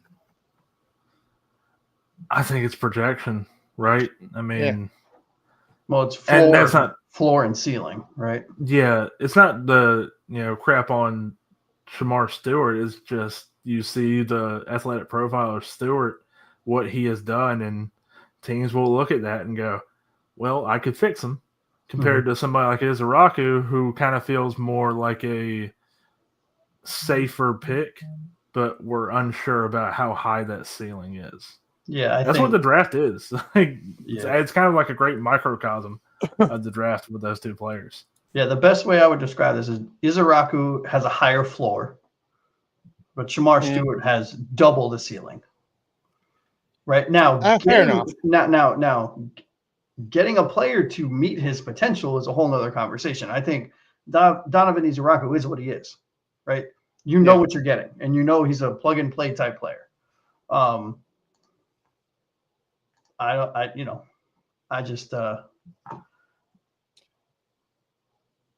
will be curious to see what the results are at the end of it. Yeah, projection. I get all that and everything. I have a hard time. I had a hard time with Shamar Stewart this entire draft process. Just like the sheer lack of production throughout college, and now he's projected as a mid first round pick, and then a guy like Donovan Izaraku was, maybe late first round, early second round. Like Izaraku just seems like the more polished player to me, the player I'd rather have on my team. Well, and I'm not a big height, weight, speed dictates all. Yeah. But Izaraku is only 6'2". Fair. 6'2", 248 at an edge, right? Where Shamar Stewart 6'5", 264, and ran faster, ran a 4.59 versus a 4.62, had a 40-inch vertical versus a 35, and had a 131-inch broad jump versus a 119. I mean, so athletically, he's much better, and he's much taller and heavier, right? Okay. Now, I'm not saying that, again, I don't take, underwear Olympic stats are a small piece of how I evaluate. The strengths of Stewart, elite physical tools, explosive first step, high ceiling as a pass rusher, areas of improvement, limited college production, needs refinement. Where did he go? He didn't like what I said. Clearly. That's rude. We have John Wyatt tuning in. Still need to replace Campbell in the D-line. I think we did. Yeah. Round one. I mean, I don't think we're done at defensive tackle this offseason, but Kenneth Grant goes a long way to help replace Calais Campbell, in my opinion. And the crazy part is Campbell played more inside defensive line than he should have, because he's not an inside; he's an outside guy. Yeah, right. Which is nuts. So John, I do agree with John though. We need to double up on D tackle, in my opinion, whether it's in the draft or another free agents post draft. So John, I'd like to know your opinion. What do you think about the Kenneth Grant pick?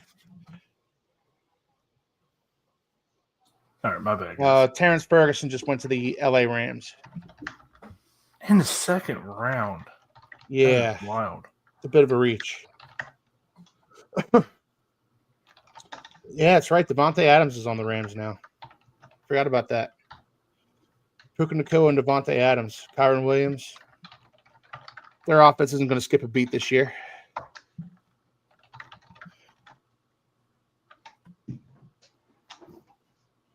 All right.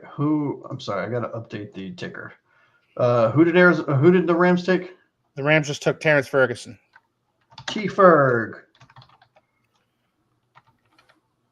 And the Cardinals pick is in. Yeah, I'm not a fan of TJ Ferguson, if I'm being honest. No? I mean, he's okay. In the second round, I'm not a fan. Yeah, it's a little high. Yeah. All right. Who's making this pick? Patrick Peterson, I think. Patrick Peterson's making this pick for the Cardinals.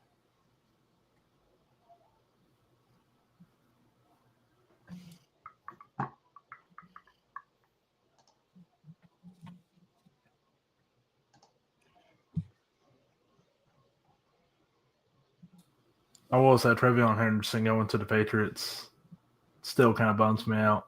Yeah. It's a really Will good Johnson pick. has finally gone off the board. Oh, they took him? Yep. Finally. Good for them, though. Yeah. And good for Will Johnson. It's a good situation. Yeah. Massive steal for the Cardinals. Rich Eisen just said it. Massive steal for them. For sure. Absolutely.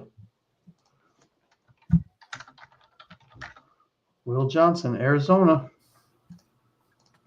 Hey, I just saw John in the chat. Shout out, John. Campbell played a lot of D end in our 3-4. Loved the Grant pick, but it wasn't the best player available. TJ Warren was. Yeah, and we get that, right? And we said it on the show. But again, TJ Warren wasn't one of our top, even in our top 3 needs at tight end, or not Warren. Sorry, tight end. You've been saying TJ Warren this entire. I know, dude. I'm just gonna. He's just TJ Warren now. I'm sticking with it from now on. Who he is. But Tyler Warren at tight end was a better player, a better prospect for sure, and it's not even close.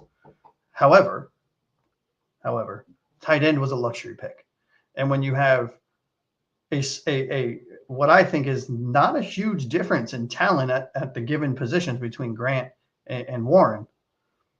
But the positional need and the positional value is so much higher at defensive tackle than is at tight end. Which we have John, right? And I know we talked about it on the show. We didn't re-up him. We all were advocating and banging the table for us to re-up him this offseason, and maybe we still will. I mean, he was a Miami Dolphins historical tight end last year. Like from a production standpoint, from the Miami Dolphins historical standpoint. So TJ Warren would have been a great pick, and we all were like, hey, that would be cool. However, it was a luxury pick, so I get it. I get why we didn't take it. But I also do get anybody who is saying Tyler Warren. Of course. Yeah, I mean, look, if Tyler Warren was the pick, I'd be doing backflips, right? But yeah, but then we'd have to score 70 points a game to even try to win a game because our defense, we'd have no cornerbacks, we'd have no defensive tackles, and we have no safeties. Yeah. And not only that, by the way, Josh, I believe the Raiders just traded their pick to the Texans. So I'm sorry. Got to update that. All right, let's try this again. Yeah. Ferguson, Arizona, Johnson. The Raiders traded to who? Houston? Houston is on the clock, so I think it's Houston. Bam, look at that. Ticker updated in real time. There you go. They get the second round pick. I got to update that too. So this is now Vegas, and then they have the one in the third. I'm not going to be here for the third round, so one of y'all are going to have to manage the third round draft ticker. Yeah. Most likely. I'll handle it. But how do you feel about the Luther Burden pick to Chicago? I think that's great, man. I think it's a really good pick. I'm a big fan. I was a big fan of Luther Burden coming out of college, right? I liked him for Miami. If the chips fell a certain way, I could have seen us potentially taking a fly on him in the second or the third, depending on where we were. I think he fits their team. I think it gives Caleb another weapon. For as good as that team on paper is, they did not live up to expectations, right? In my opinion. And you have a couple aging veterans at the wide receiver position, so you're just stocking the cupboard, right? You're leaning into your offense, okay, cool. What about you? I like Burden. I wasn't as high on him as a lot of people. A lot of people had him as like first round. To me, I thought it was more where he got picked in the second. Yeah, same. Yeah. It's a weird pick to where I don't hate Chicago getting him, but I'm sitting there going like, DeAndre Swift's your running back. And I was a big fan of DeAndre Swift coming out of college, but I am not a big fan of him from what the end of the Lions run he had, then going to Philly. He had a few games of greatness, and with Chicago, he just hasn't been great at all. And when you got a young quarterback, the best thing you could do is get him a tight end, give him a wide receiver, somebody who can be a safety blanket, and give him a running game. Yeah. And so you got that with Loveland, and you get you had Keenan Allen, but you got DJ Moore and the Rome Odunze. Go get you a running back, man. Especially considering at that point, I think Henderson was still on the board. Quinshon Judkins already went, but by the time the Bears pick again, are they going to have a chance at a running back? I mean, they're Caleb Johnson, Cam Scatterbo. Yeah. Oh, this is a historic class, but you know what I mean. Like, are they going to have a chance at the top ones? I mean, look, even Devin Neal would be good for them, or Dylan Sampson would be good for them. I mean, like there's at least 5 or 6 names still left, so they'll probably get one in round 3. I think they have a couple picks in round 3. I only see one, but I haven't been updating round 3. Yeah, I don't know, man.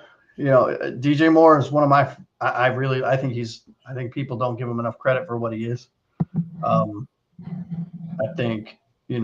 Rome Odunze, okay. I think nobody was impressed with his rookie season, right? But I think he's got talent. You know what this reminds me of? I feel like they're taking the Cincinnati approach. All gas, no brakes, right? We're just going to put all offense, 70 points a game. Just somebody in fantasy league. Yeah, well, they're going to put up 70, and every other team is going to put up 71, right? I mean, like that's the kind of But hey, if that's what you want to lean into, go nuts, right? You do you, boo boo. Houston, I don't know if you caught it, Keith, before you left. Houston traded with somebody. They traded back up. Okay. I think it was the Raiders. Yeah. Oh, and Daniels is I back. think the Raiders tried to trade it back. Say that again? I think the Raiders traded back once already, didn't they? Yeah. Twice. So they're just Wasn't it twice? fighting picks. I mean, what did we say? The strength of this draft is in round 2 and 3. Yep. Ariante Ursary. Ooh. Good pick for them. That's a Really good pick for them. That's a good pick. Yeah. I think it's a slight reach. You think? Well, slight reach because they traded what they traded for him. Okay, yeah, fair enough. Right. This So I had him round 2, round 3, but then you're giving up, a bunch of picks for him. Okay. So by that rationale, was Jonas Savaiinaea a reach for the Dolphins? No. Okay. No. All right. Ask me why. To vouch Why? for Josh too. Josh is very high. Like I've heard him talk about Savaiinaea. I've been talking about Savaiinaea for months. It's like not a weeks. high insect. Yeah, you were super high on Savaiinaea, Yeah. and I get it. I get why you are. Well, ask me why I don't think it was a reach for Miami. Why? Why don't you think it was a Because I'm reach? a fucking Miami Dolphins fan. They can do no wrong, Keith. Fair enough. Fair enough. No, all jokes aside, I think I don't remember what Houston gave up, but I think Savaiinaea is in a complete tier above Ursary, maybe even 2 tiers above Ursary, right? Yeah. I think Ursary's a above average tackle, right? I think he could slide into guard in an emergency situation. I think Jordan Savaiinaea is a day 1 starter. Yeah. I mean, Arianta Ursary, I have a comp as Orlando Brown light, like a Dollar General version of Orlando Brown. Dollar General version of Orlando Brown. Yeah. What a shot. You didn't want to go to Dollar Tree? That's not a shot, dude. I love Dollar General and Dollar Tree. Tim Crumry is the guy making the Bengals selection. Yeah, I know exactly who that is. I like his hat though. I'm a Southern boy. Time. I'm a Southern boy living up north, and I have a Stetson's cowboy hat, and I'm rocking that hat. Demetrius Knight. Nose tackle? No, linebacker. No, the linebacker. No. He was a nose tackle. Yes. That's cool. A little before our time, Josh. Just a smidge. Definitely before Taylor's time. Yeah. I love Demetrius idea. Knight. Dude, I love Demetrius Knight for Cincinnati. This guy's old school type of linebacker. You know who my comp is? An angry Fred Warner with range. Oh, man. That's my player comp.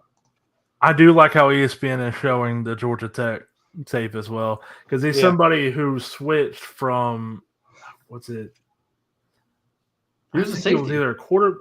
Was he safety? I thought it was like quarterback or wide receiver, and he moved to. Oh, maybe. I thought he played safety. Hold on, I'll look real quick. I could be wrong. I could be mixing them up, but he is. Yeah. He's so good. He was one of my certified dogs. Of course you can. They don't have cheering. So real quick, Demetrius Knight, he is the cousin of former NFL DB D'Angelo Hall, former quarterback in high school, converted to linebacker in 2019 when he was recruited to Georgia Tech, played with Georgia Tech until 2023 when he transferred over to Charlotte. Then he transferred to South Carolina in 2024. So you are getting an older player here, but I think you're also getting is somebody who has spent that time learning how to play linebacker, and he's already this good. Yeah. From what, 2019 I said, to 2024 was the total time he's played linebacker, and he played a completely different position. I'll take it.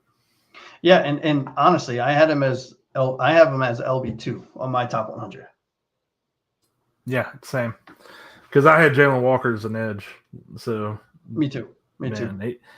He's just a nasty player. I wouldn't have been mad if we sat at 48, and I know it's not a position of need, But it kind of goes back to our conversation about Savanaya and Grant of like, hey, let's get some dogs, get some urgent players who want to be nasty in the locker room. Mm-hmm. And he's one of those kind of players. I think this was a solid pick. This is a tone setter on your defense from day one. So Steelers or Seahawks are what? They gotta go. They have to go wide receiver, right? Yeah, I would think so. Because they traded DK. But who's? I mean, Jack Besh. Yeah, but they got Cooper Kupp. Yeah. Okay. So does that's like putting my grandma out there. You know, I love Jackson Smith and Jigba, but I think he's better suited to a number 2 role. And you're not going to get number 1 at this stage of the draft. So you're going to be rolling out with Jackson Smith and Jigba is going to be your top. You know what I think this pick is? Trey Harris. Okay, I can see it. Wide receiver, Ole Miss has like Michael Gallup vibe. That's my player comp. Yeah. Right, because you have Smith and Jigba, who's a taller player. You have Trey Harris, who I don't know. I'll take you up on this. I think it's Jack Besh. Oh, yeah. I just think there's redundancy with Jack Besh and Smith and Jigba a little bit, A little bit. Well, the main reason I say that is my player comp for Besh is Puka Nacua. And man, that'd be hilarious if Cooper Kupp gets another Puka Nacua type on his team. I think Jack Besh is a better player than I have him rated 3 spots higher than Trey Harris on my overall. You think he's a better fit for what Seattle wants to do? I think Trey Harris is. Yeah. Personally. I think Jack Besh is a better player. I think Trey Harris is probably, in my opinion at least, is a better fit. Although you could say they lost Tyler Lockett, right? Tyler Lockett's not on Seattle anymore, right? He went to the Titans. That's right. Yeah. Like so before the draft. Wow, what a waste. Even more so, Trey Harris. We'll see though. What a waste. It's gonna be Mike Green. Watch. I could see that too. I mean, there's a number of directions that they can go in here. Shador Sanders still on the board. Trey Amos. Yeah, man. Shador Sanders is still. Yep. We're at pick 50, and Shador Sanders is still. And if you look at the rest of the second round, there aren't any quarterback needy teams in the second round here. So unless the team's going to trade up, they won't because he's fallen this far. So Seattle, they got Gray Zabel, Nick Manwari, and whoever they pick. What a draft so far! Sean Alexander's making the pick. Yeah, if you're a team like the Steelers, though, you are pretty much going like, hey, Josh, like you said, hey, he's fallen this far. Because they don't have a second round pick. At this point, I think maybe you trade up into third. Yeah. To get a quarterback. It's not even necessarily Sanders, but there's still a few guys there. But I don't know, man. I don't think you can pass him up in the third, especially. At some point, he's got to go, right? Yeah. Yeah. All right, who's the pick? You guys are ahead of me on this.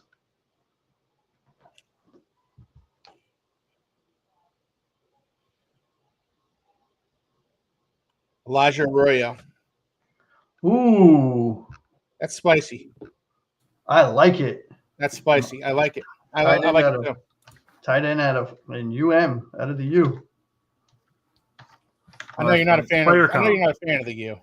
No, I'm a Florida State grad. No, I hope he tears an ACL. Metaphorically. Whoa. I said metaphorically. Doesn't make it any better. My player count for Arroyo is Noah Fant, so this kind of works out pretty well. Yeah. I have Evan Ingram. Same concept. Yeah.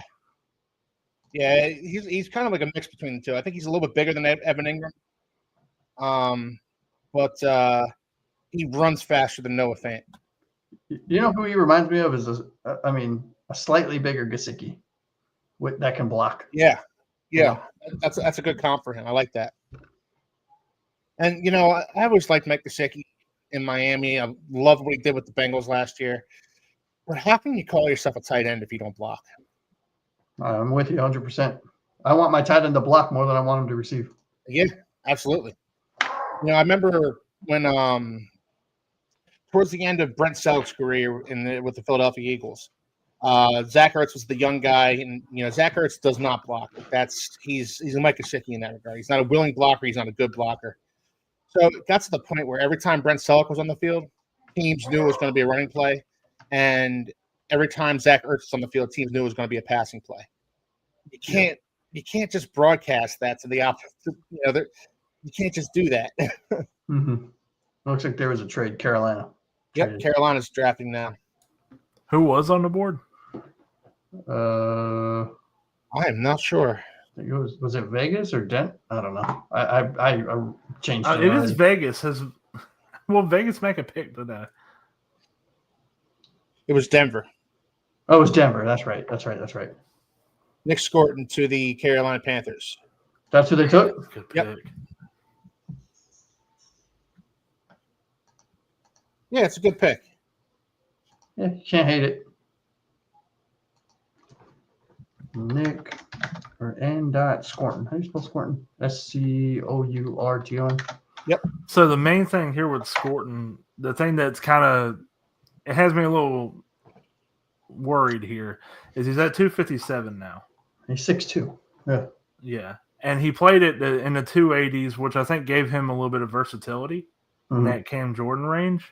Mm-hmm. So I don't know if he wants to be more of an edge rusher, and this is why he's in the 250s.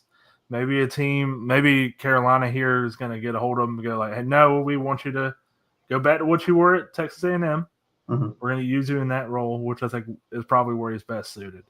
Oh, remember, players lost a lot of weight. Not all players.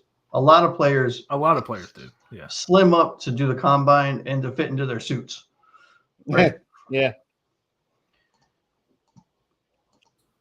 Yeah, we talked about Mason Graham yesterday. I think we talked about Shamar Stewart yesterday as well. He was also a 280, 270 kind of player. He's also in 250s now. So he was 285 in college, wasn't he? Yeah, I think both of them were in the 285. No. Mason Graham was over 3. He was like I was saying Scorton and Stewart. Oh, Graham was 320. 318. Yeah, was his playing weight. Yeah. All right, we got pick is in for the Tennessee Titans. And Keith, you were away, but I'm only gonna be around for round 2. Okay. So one of y'all are gonna have to manage the ticker for if you want it for the third round. Keith Bullock.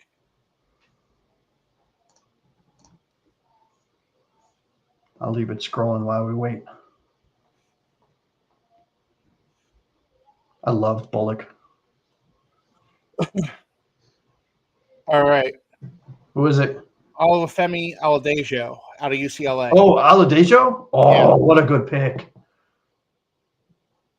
What a good edge rusher. All right, so Josh, full disclosure, I want to hear your thoughts on this guy because you're gonna have to wait. He's one of the few players I didn't get to. I gotta typo this out, so bear with me here. All good. Yeah, because he was like one of the day 3 kind of picks, and then there became this like big push for him. Like, oh yeah, he's gonna be an early round 4, and then he's gonna be a round 3, and now look at him, round 2 pick.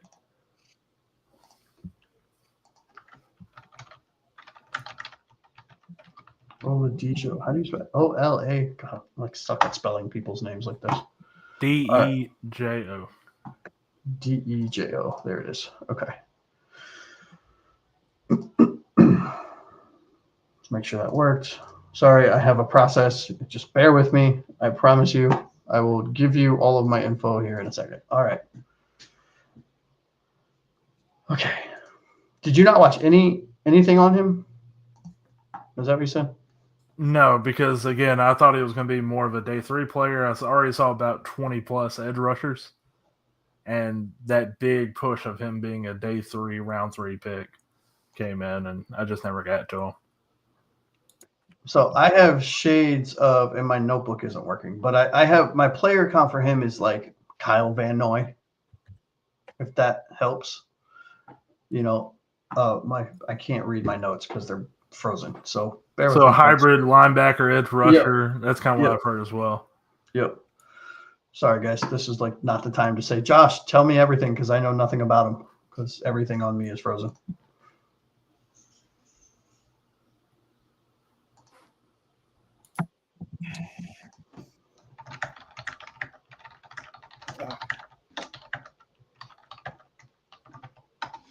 All right, I'm waiting for this thing to reset. All right. The Bucks pick is in, so it's Bucks, Packers, Chargers. Okay.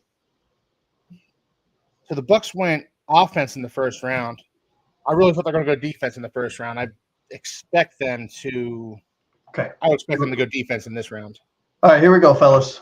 Strengths and weaknesses for Oluwafemi, whatever, the UCLA guy. Oladejo. Yeah, thank you. Oladejo. All right. So strengths, I have explosive athleticism, run defense prowess, right? He's that Kyle Van Noy guy. He's going to hit the holes. He's good in run defense. He's great. He's got great eye discipline, which is really important. He's versatile, right? I mean, my player comp for him is Kyle Van Noy. He's that edge linebacker hybrid. He can drop a little. He's got good coverage skills. He's got good rushing skills. He's got good anchoring skills. And he still needs to develop it, but he does have a decent kind of, pass rush moveset, right? That's young. It's is what I call a youthful pass rush moveset. From an area of improvement standpoint, technical refinement is needed, right? Technically, he's not the cleanest prospect. He makes mental mistakes.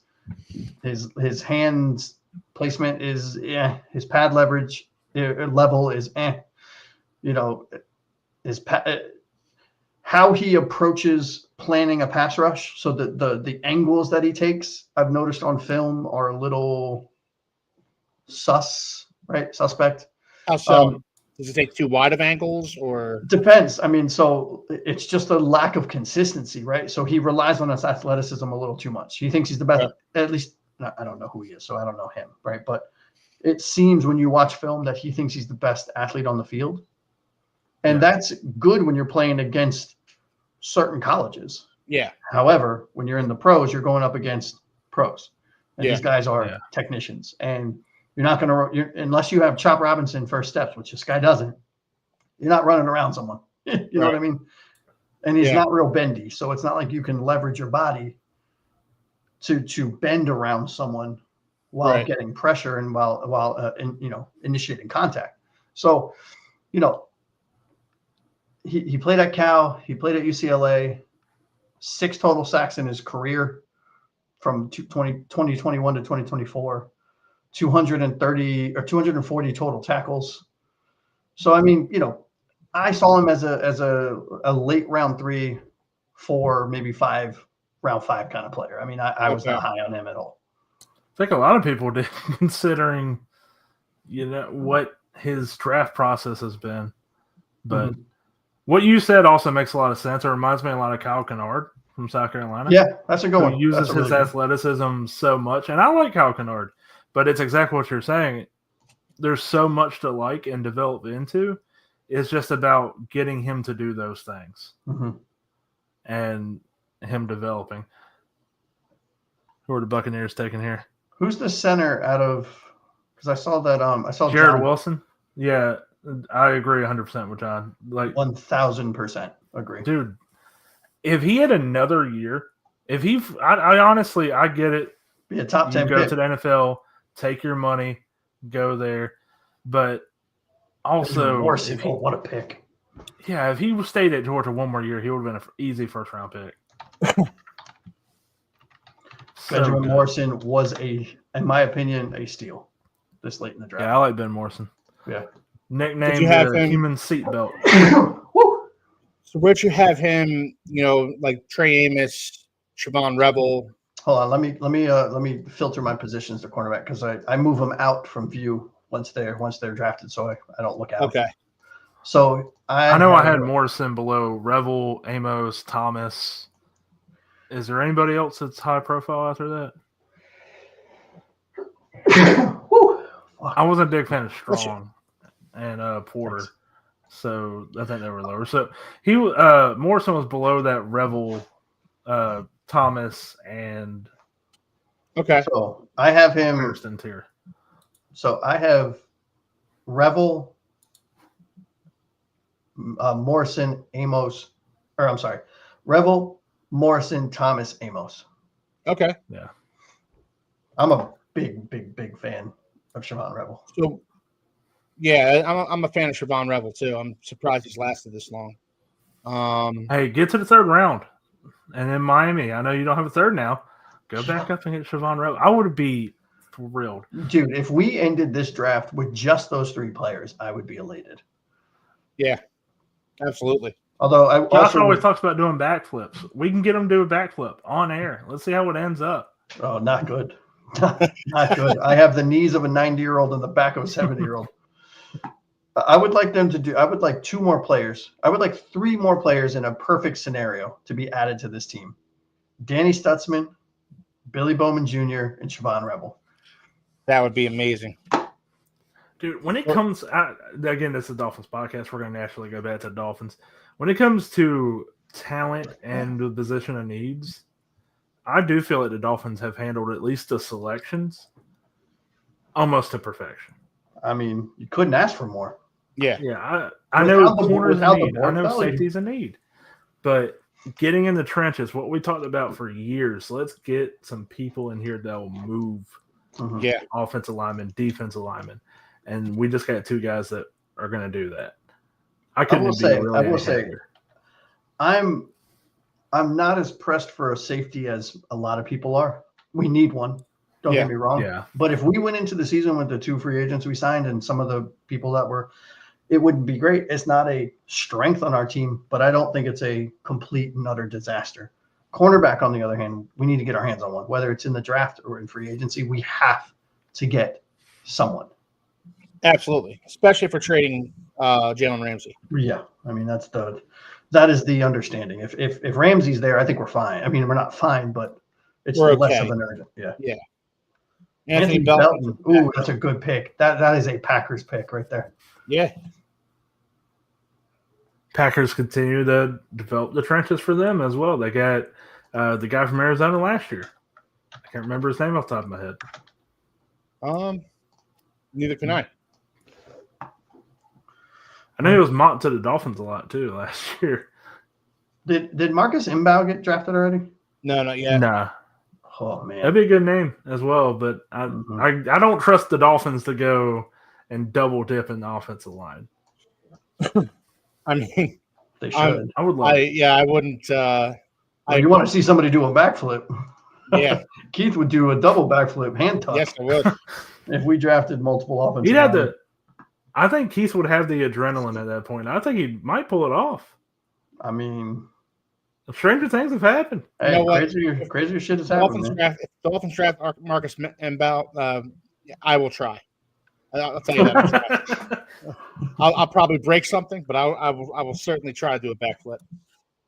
Yeah, I just don't see it. Right. I mean, if he's there later in like the 5th or 6th, which he won't be, like sure, but I think we need to address cornerback. I think we need to at least look at linebacker, safety. I would like to get another receiver, one of the big guys, right? Absolutely. Maybe a running back if you do plan to do the A-Chan thing they've been saying, and that way you have more versatility. And really, at that point, the whole team is just move them anywhere. Mm-hmm. Man, wouldn't you die if Jalen Milroe got drafted above Shedeur Sanders? That would be amazing. Gosh. That would be spectacular. Who are the Chargers taking here, fellas? Who do you think? What position, at least? Well, I have a feeling they come on. I already know who it's Trey Harris. Yeah, same here. It's Trey Harris, the wide receiver? Yeah. That's a good pick. Yep. Yeah, and the Justin Chargers Herbert needed help finally with wide gets a wide receiver. receiver. They've needed help with wide receiver since they drafted their quarterback.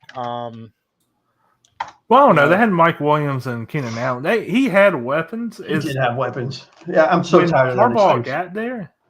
I just pretty don't much think, all the weapons went away. So, I've often thought this. Like Keenan Allen would have been a perfect player for a Tua Tagovailoa, but when you have an arm like Justin Herbert has, you want a guy who can take the top off of defenses, and they haven't really had a guy like that. Like Mike Williams is more of a possession type of guy, a contested catch guy. Keenan Allen is a slot. He's more of a possession guy too. He runs the intermediate routes, but like you have a guy like Justin Herbert, and you don't have a guy who can take the top off of defense. This guy can. Yeah, I mean, who'd they get? They got, oh man, look at that. They have Omarion Hampton, Najee Harris, Lad McConkey, and Trey Harris. Yeah. I'm a big fan of Lad McConkey. I was a big fan of him coming out of Georgia last year. Yeah, I was too. They went, they went Omarion Hampton and Trey Harris. That's great. Good for Herbert. I mean, I don't hate Herbert because I think Tua's head and shoulders above Herbert. So I have no animosity there, but I'm glad that they're finally putting stuff around him. Yeah. Charger fans, go after Aqua Ace. Josh. What do you not agree? You think Herbert's better? I don't want to get involved in this conversation. I would much rather do anything else than get involved in this conversation. Well, look, I will full-throatedly agree with Josh on this one. I think I would take Tua over Justin Herbert 7 days a week and twice on Sunday. Mm-hmm. Don't get me wrong. I think Herbert's a very good quarterback, right? Yep. I mean, I do. I think he's got an arm that I wish Tua had. Yeah, but he's not accurate. I'm sorry. Nope. And he makes dumb decisions. He decides to scramble when he should just take the sack. He doesn't take a sack when he should. He takes a sack when he should. I mean, it's that game against the Texans last year highlighted every single one of his flaws. Yep. Just put him into sharp focus. And look, I know I'm not saying he can't transcend that. I'm not saying he can't get better and learn from that. But you look at that game. Justin Herbert threw 4 interceptions in that game, and sometimes an interception can be blamed on a wide receiver, not catching the ball. Or yes, it can be. But especially against the Houston Texans. Yeah, no kidding. But in that game against the Texans, against the Texans in the playoffs last year, 3 of those interceptions were on Justin Herbert. Mm-hmm. It just bad throws, bad decisions. Yeah, one of them was that dead duck. I know. It looked like somebody shot it out of the sky. It was crazy. Now there was one where he threw it and the ball went through his receiver's hands and into the Texans. Can't do anything about that. But the 3 of those 4 interceptions were on Justin Herbert. Mm-hmm. He had a bad game when the Chargers needed him to have a great game in order to win. Mm-hmm. Yep. I will say this though, really quick, just taking a half step back to Trey Harris. His top end speed is not elite by any stretch. No. So, he's not going to be that take the top off the defense kind of guy, right? I mean, my strengths for him are his 50-50 balls. His route running is like stuff of you could write a book on route running from how he runs routes, which I think is great. Mm-hmm. He's physical as hell, and he's versatile. He can play anywhere. You put him in slot, put him outside of X, put him outside of Y, whatever. But his areas of improvement, ironically enough, per this conversation, are top end speed. He's got a limited route tree. The routes he runs are beautiful, but he needs to expand his route tree. And he's got so many hitches in 2024. Yeah, it's crazy. I mean, in just 8 games in 20, I'm reading this, I just looked it up. In 2024, in just 8 games, he recorded 60 receptions for over 1,000 yards and seven touchdowns, averaging 129 yards per game, the highest in college football. Yeah. I don't know, this is going to be a bit of a lazy comp. Who is it? A lot of his strengths are A.J. Brown. See, I have also Michael Thomas. Yep. Yeah, Michael. Yeah, I can kind of see that as well. But A.J. Brown, because he, of course, went to Ole Miss as well. So you're getting that kind of type receiver. It's not necessarily you're going to take the top off defense with speed. You're taking top off defense with those 50-50 balls are more like 80-20. Mm-hmm. Just get it to him and he'll make it work. So, Josh, just so you know, the Lions are picking after the Bears. Lions just traded up. Bears, so with Carolina? The Lions. I have Chicago, Carolina, Vegas, Baltimore, Detroit, Washington. Yeah, so, it was. So Chicago picks now, and then Detroit. then the Lions. Chicago, please get a running back. Please. Then it's Vegas. Give your quarterback some help. Baltimore. Denver. Who else? Washington, Chicago, Kansas City, Philadelphia. Okay. All right, I got it updated. This guy's getting booed. Oh, it's the guy. It's what the hell is his name? Seth Rollins. Oh, Seth Rollins. There you go. I liked him when he was part of the threesome with Jesus. I'm drawing. I'm gonna let you just live out here in No. Hold this on. ocean that Hold you're on. in. No, we're good. We're You good. got it. We're good. I don't know anything about wrestling. Hold on. What? You're Googling it right now. I Yes. Rollins part of the Shield. There you go. There you go. Yes. Dean Ambrose and Roman Reigns, baby. Formerly known as Dean Ambrose, now John Moxley. Yes. With is it ECW? What is AEW. Yeah. whatever?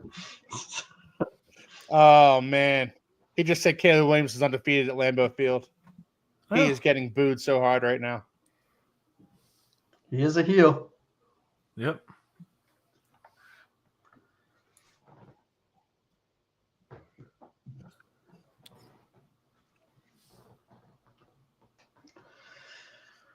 Oh man.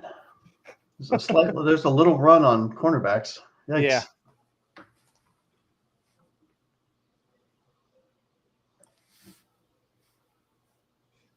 Yeah, I agree with John.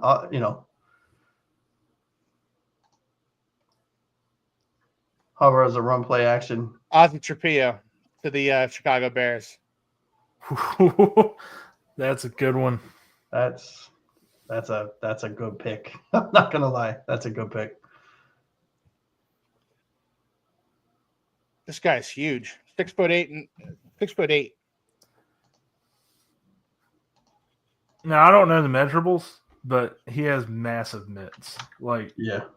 he gets his hands on you, you are not moving. He looks like a prototypical right tackle to me.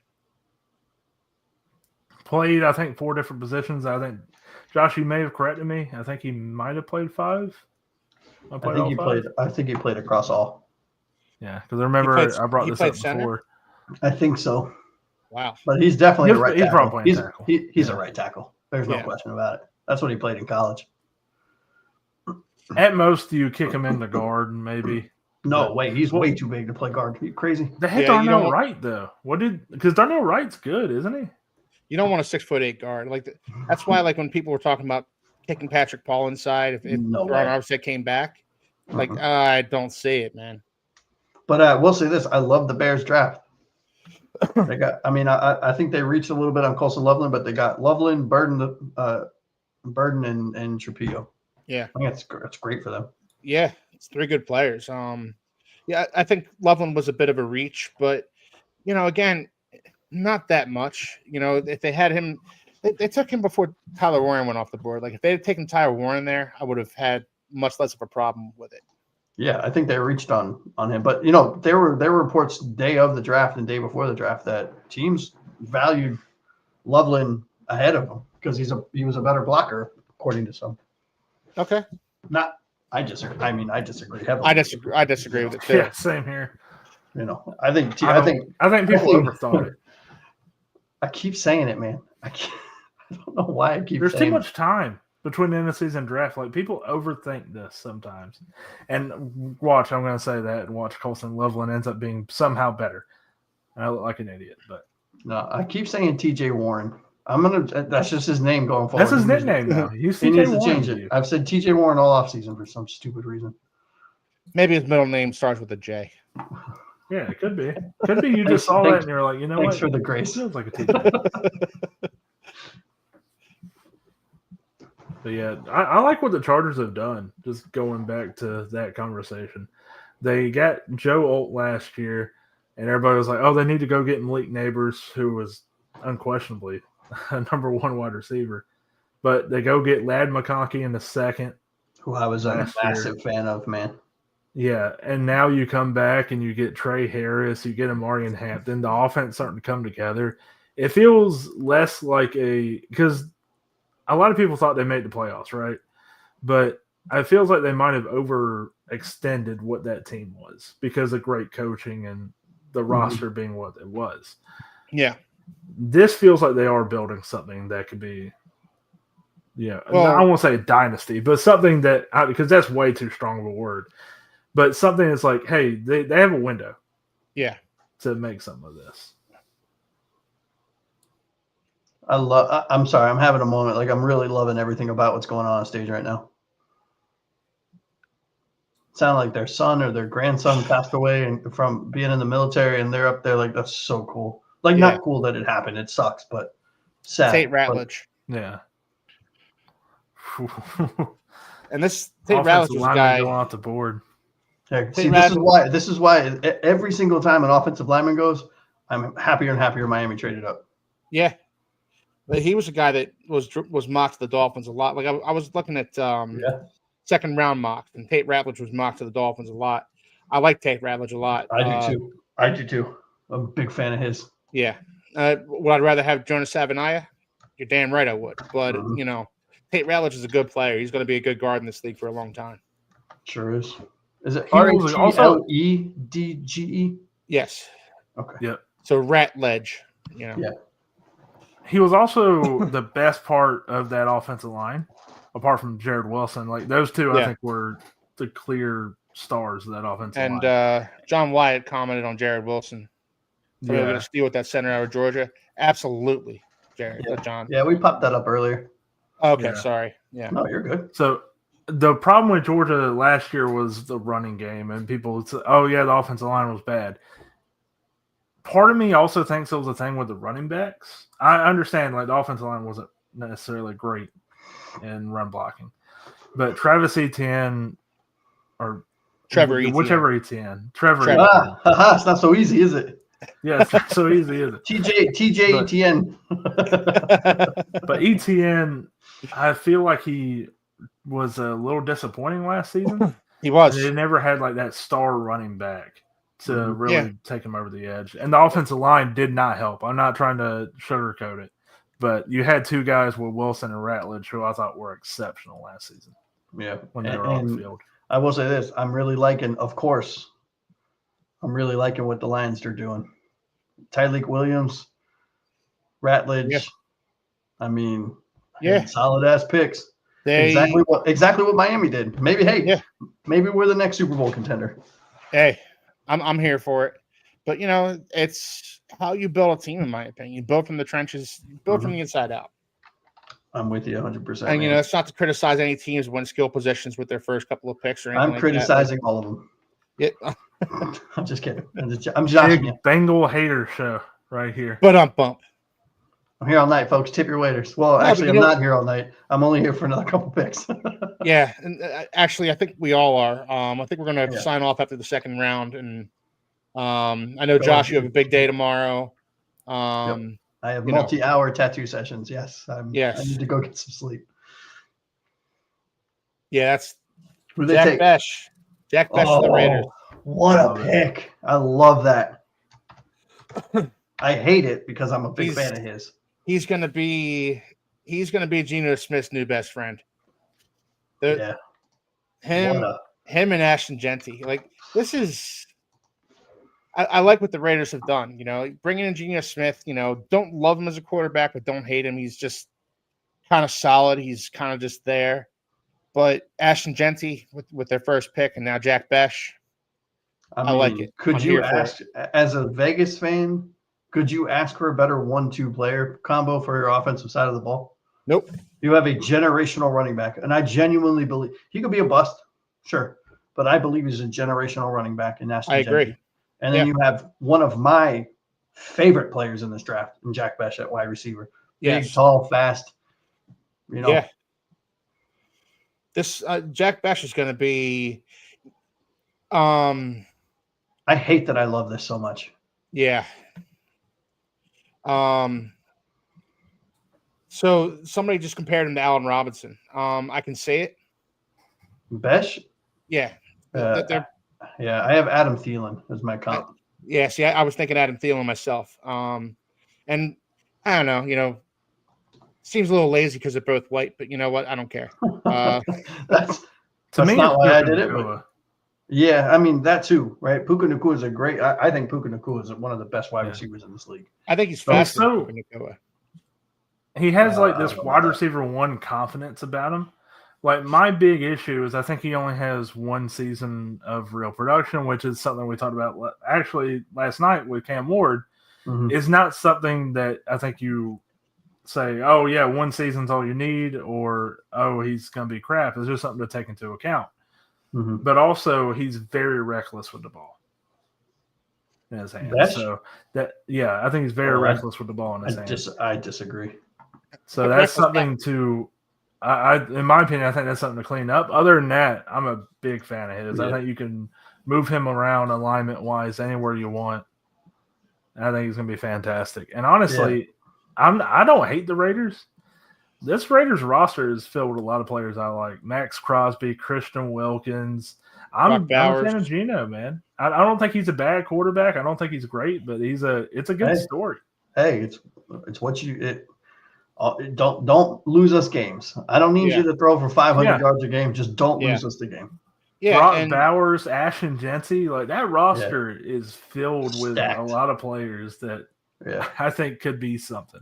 I mean, again, they're the Raiders, so let's temper expectations. But I think if they have a somewhat competent coach, and Pete Carroll's competent, Oh, that's right, they do. Oh man, this could be a turnaround, fellas. I forgot they have Pete Carroll. Pete Carroll's the definition of competent. I love Pete Carroll as their head coach. Mm-hmm. I love the pieces they added on offense. Like this pieces. Yeah.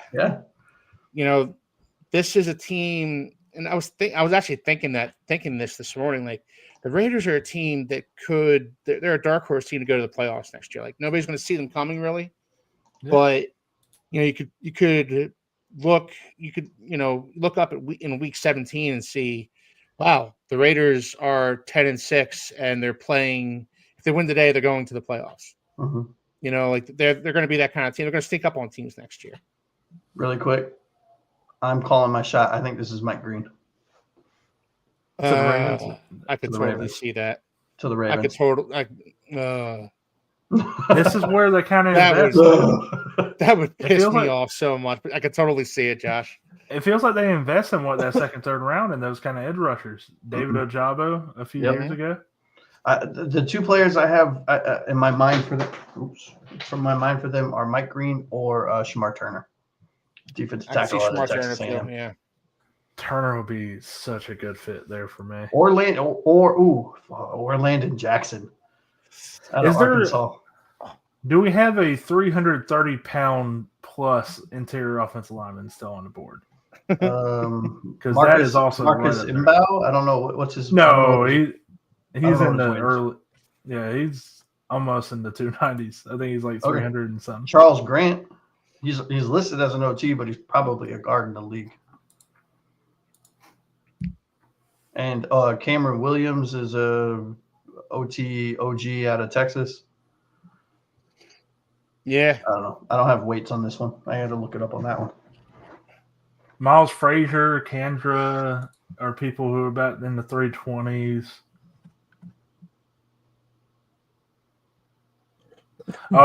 Cam Williams, Texas. Is that who they took him? Was that 35, 6'5"? The pick isn't in yet. Oh. Yeah, pick's not in yet. I was just looking through the draft board here. My gut is telling me this is Mike Green or Shamar Turner. I don't know why. I have no concept. Mike Green would just. Mm-hmm. It would be a great pick for them. It would be such a great pick for them. Yeah. And it's just Jordan Birch out of Oregon too. He's a good one. Okay. Yeah. Yeah, well, Green too, especially in the late second round that we're at now. I know the off-field issues, but at the same time, it's not as much of an investment as it would have been in that first round. Side note, and I'm going to say this every single chance I get, it's hilarious Shedeur Sanders is still on the board. Could you imagine if he goes undrafted? Oh, wow. I know he's not going to, so don't shoot the messenger, but could you imagine? Now, can players go back to college? Are they allowed to do that if they declare for the draft now? No, he's already hired an agent and everything. But dang.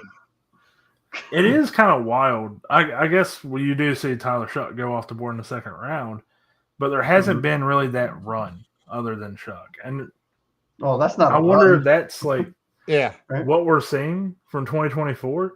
You had that run, and everybody's like, okay, we'll take That's a quarterback whenever we feel content. We are not going to get sucked into taking a quarterback just because there's a run on him. Unless it is something like that first round from last year where people are like, hey, we think this is a great class, and we got to get our guy before he goes off the board. Yeah. I can't remember what this guy's name is from NFL Network that's chatting along on the draft right here, but he just said that the Saints have liked Shuck over Sanders for months, and I'm paraphrasing. I mean, Yeah, I don't blame him.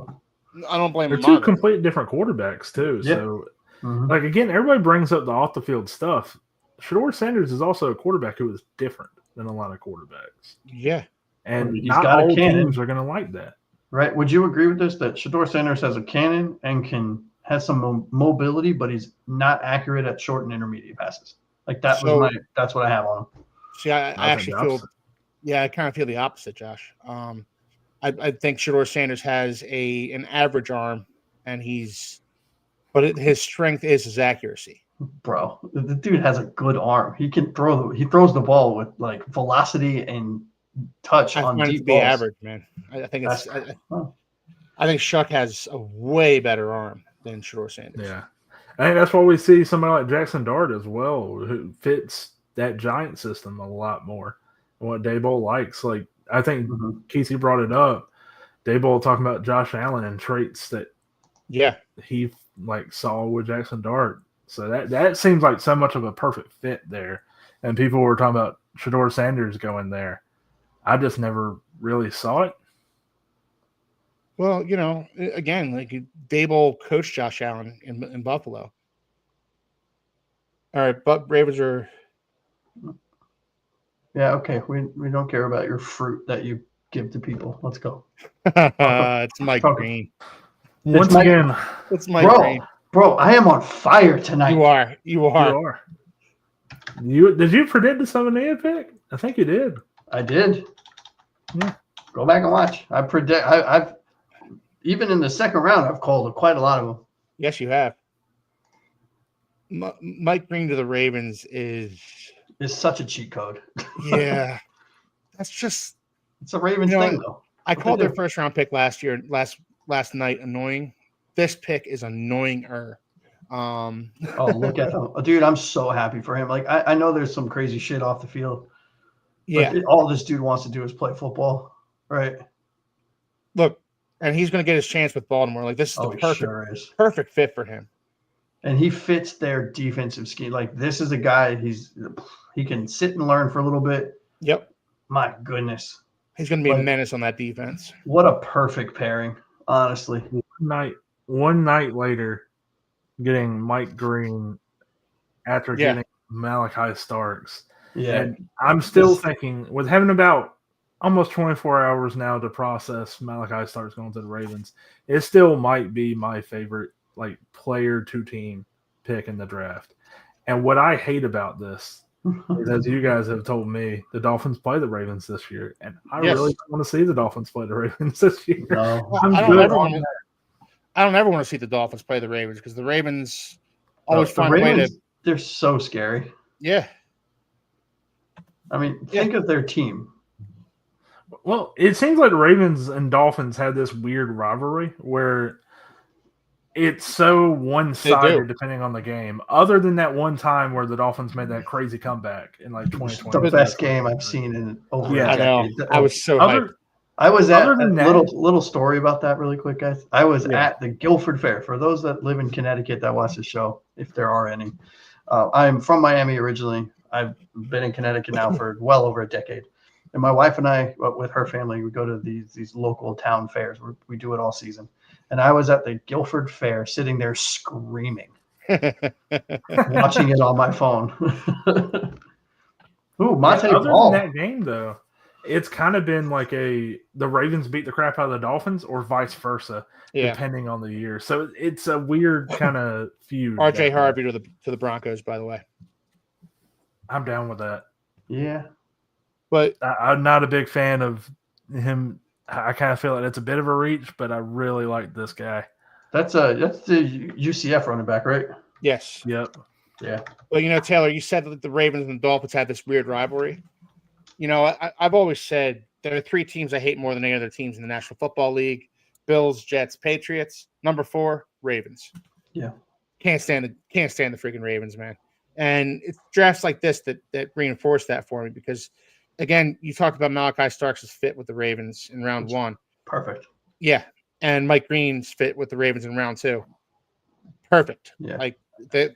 This has been another perfect draft for the Ravens. You know what else is perfect? Is what? I called both of those picks, baby. Yes, you did. Yes, you did. And I hated both of them. Can you call a trade up so we can get another great player? Yeah, Miami traded with Washington. Oh, no, picks in. Never mind. Picks in. I'm 48 of 49. That's my bad. That's my bad, Josh. I tried to get you to force it. It didn't work. Yeah, it wasn't. But It wasn't organic. I have him as a day 3 tier 1 player. So yeah, I do think it's a bit of a reach, but I do think he's a dangerous cutter, real big play speed. He doesn't have a whole lot of production as a receiver, but you see the promise there. He comes across to me as like a potentially real 3-down bell cow kind of back. The vision's the only thing to me that really has me a little bit concerned, but I really like the player overall. Trey Amos of the Commanders. Yep. I like that fit too.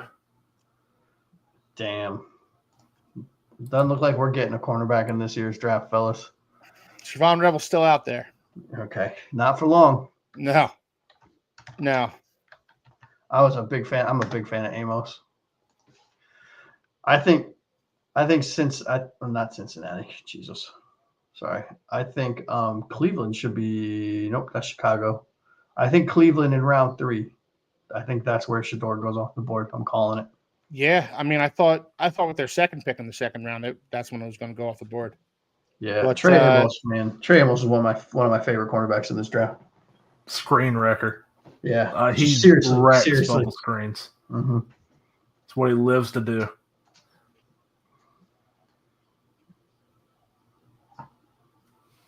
I'm not a big fan of this comparison, though. ESPN's comparing him to Pat Surtain. No. NFL Network's comparing him to Tre'Davious White. I think it's a better comparison. I have Shaquille Griffin. Oh, there you go. That's a good one. Dolphin fans are going to hate mine. I might have said this before. It's Cam Smith. Well, I mean, Dolphins fans don't hate it. The other team's going to hate it. Well, yeah. Well, Cam Smith's also coming out of college. There was a lot of promise and a lot of production or a lot of stuff on film Cam Smith that justify that pick. Yeah, Cam Smith. Oh, dude, I had Cam Smith as my number 1 cornerback. Yeah. So that's why I think that's so disappointing because you see who he was in college and you think it should be a simple transition. He'll be a starter at the very least. Who knows what that ceiling is? And to see him struggle to even get on the field is. And look, it still can happen. Man. Yeah, it really can. Yeah, I mean, still can. But I am old school, right? This new school mentality is they want immediate satisfaction, right? I remember growing up watching the Dolphins where you would take a player if you had the first overall pick. Okay, that's a poor example. If you had a pick in the top 10, that player sat for at least a few years before he even saw the field. Yeah. I mean, Keith, you're close to my age. Yeah. Right? I think we're at least within a year or two of each other. We are. I mean, that was constant. You draft a player like, oh, dude, I'm so excited to see him in 3 years from now. Yeah. Right. And now it's everyone wants immediate satisfaction. Get this guy on the field. Some players take time, man. But especially in the latter parts of the Marino era, the Dolphins had truly atrocious drafts. Oh, like drafts where you just, there was, forget Pro Bowls. There were guys that didn't play games for the Dolphins. We're talking whole second, third round picks that just never played. I remember when they drafted Yatil Green? Green was the name rings a bell, but I don't remember. Yatil Green was a wide receiver with so much promise, and he just could not stay healthy. Yeah. I think he played 1 or 2 games for the Dolphins, and he just couldn't stay healthy. Like, this is how the Dolphins drafted in the 90s. There are very few draft classes as a Dolphins fan where I could say this was a great draft class, was a good draft class, like let alone like a franchise changing type of draft class. And to your point, Josh, like guys just sat, whether it's a quarterback or a running back or whatever, like guys just, they let them learn. Yeah. Look, because I don't think you have to go that far back either. No. In my lifetime, seeing Jason Allen go and Ted Ginn. Granted, I think Ted Ginn in today's league would be miles better than what he was. Because he still can't catch a cold. Yeah, but speed does kill in today's NFL. Well, he was fast back then. The problem with him is he never learned to catch. Yeah. Even when he went to the Saints. But I remember when the Dolphins, Drew Brees was a quarterback that I was filming at the Mount for when he came out of Purdue. And he was available to the Dolphins at the end of the first round. They drafted Jamar Fletcher. Yep. Instead of Drew Brees. I remember that. I will always remember Jamar Fletcher's name because he was the guy the Dolphins drafted instead of Drew Brees. Yep. And the Dolphins had another crack at him, a few years later. Dante Culpepper. Yes. Yes. Yeah, that was a great choice. Thank you, Nick Saban. Passing on Rodgers in 2005 as well. That was another one. And you look at Rodgers. That's a perfect example, right? Rodgers was drafted in the first round and then sat until Favre. 3 years. Yeah, until Favre went to Minnesota. Jordan Love. The Packers have somehow I don't think we give the Packers enough credit, and maybe we shouldn't, to be fair. Maybe they have gotten lucky. I don't want to. But for them to pull the same strategy twice, take so much flack twice, and somehow they look like But sometimes, but you look at Anthony Richardson in Indianapolis. Who of us, how could you say that he wouldn't have benefited from a season or two of sitting behind a veteran quarterback and just learning? Guys, real quick, I'm calling it Omar Norman Lott. That's who I'm saying they're going to take. Okay. Let's see. Defensive tackle out of Tennessee, by the way. Can you imagine if I just start banging these out one after the other? Right position, wrong player, Josh. Oh, was it Shamar Turner? It was Shamar Turner. Yeah, it was Shamar Turner. Yeah. That was so funny you said that because I was like, oh, I like Norman Lott better. Going back and forth. Yeah. Hey, you know what though? I'm not doing so bad this draft. Yeah. Not with my didn't you? I mean, I went back to the future and got the sports almanac. There you go. I got it from Biff. This is a Chicago Bears defense right now. Grady Jarrett, Shamar Turner, Montez Sweat, Tremaine Edmonds, Jalen Johnson. They're building something in Chicago. If Caleb Williams figures it out, the Chicago Bears are going to be a force. Yeah, he won't. So I don't think he will either. But I had him as my number 3 quarterback. Oh, really? Are you guys surprised to see Shamar? Well, granted, of course, there's been a few reaches here.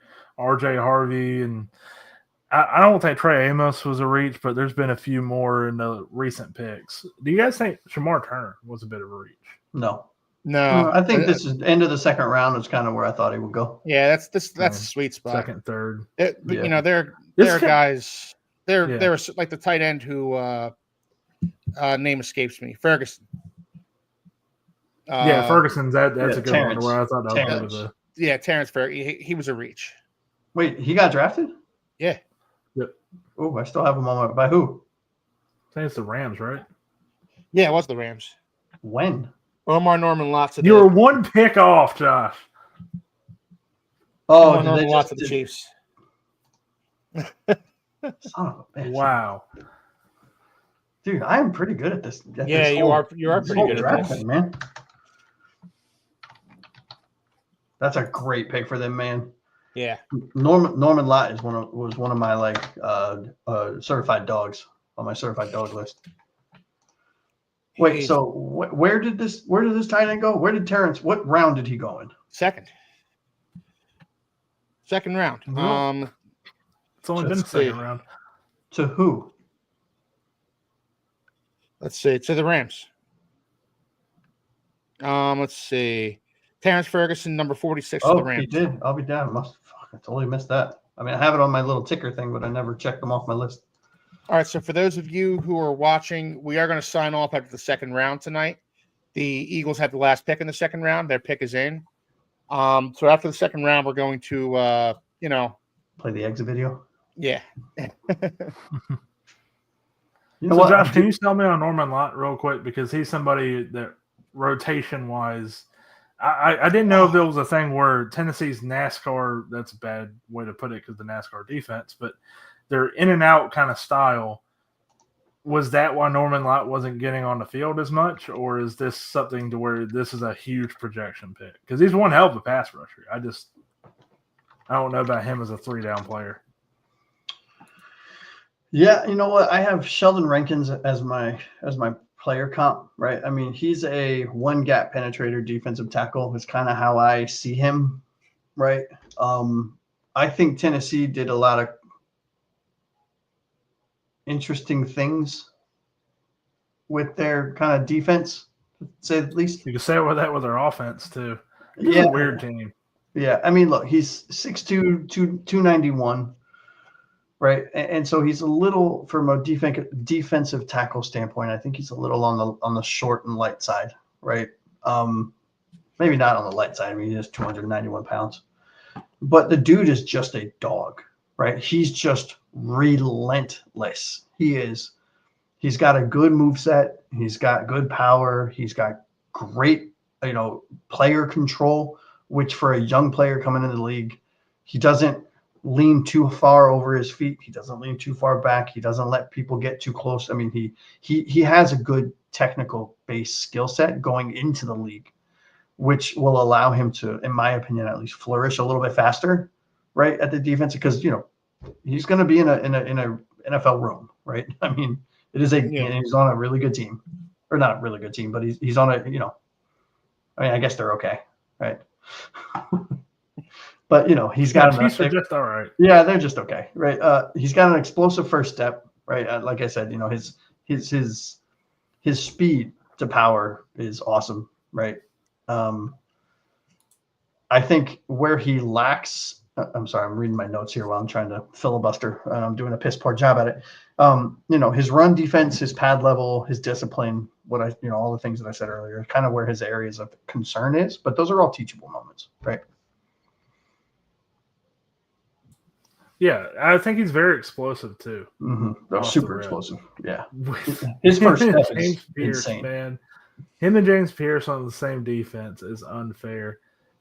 Thankfully, they will be on different teams in the NFL. But yeah, man, I like him as a pass rusher. Like I said, it's just I don't know about him as a 3-down kind of guy. And again, that might be because of the defense. But the alternative is they didn't trust him to do it for whatever reason. And that part does scare me.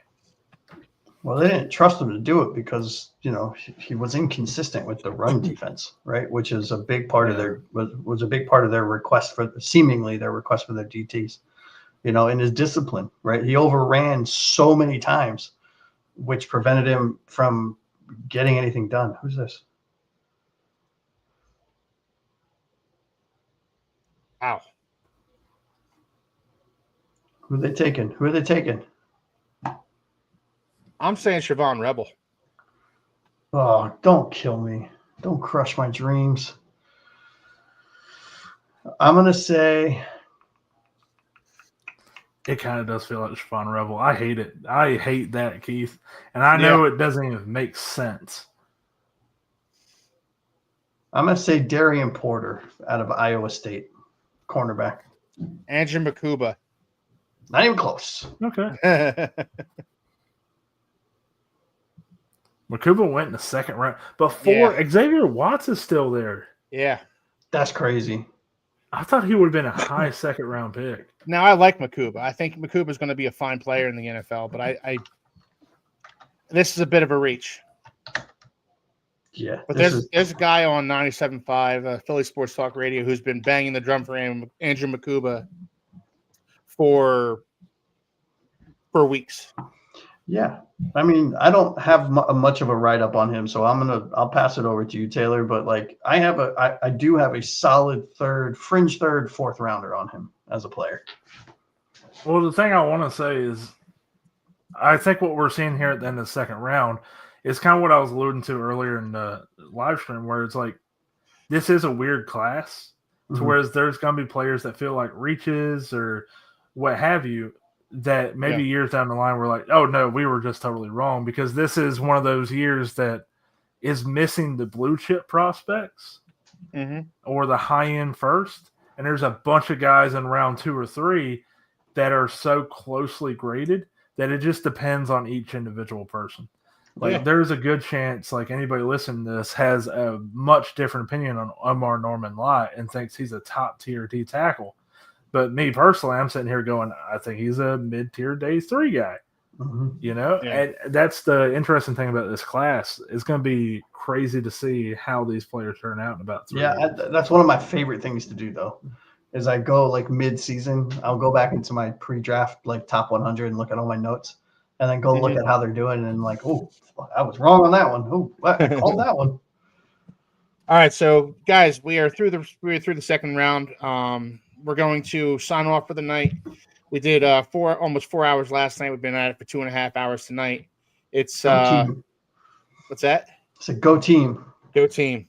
So the Dolphins drafted Jonas Savaiinaea with their 37th pick. They traded up from 48, and I think we all are. I think we all love the pick. Yeah. We all love the pick. So Josh, any final thoughts?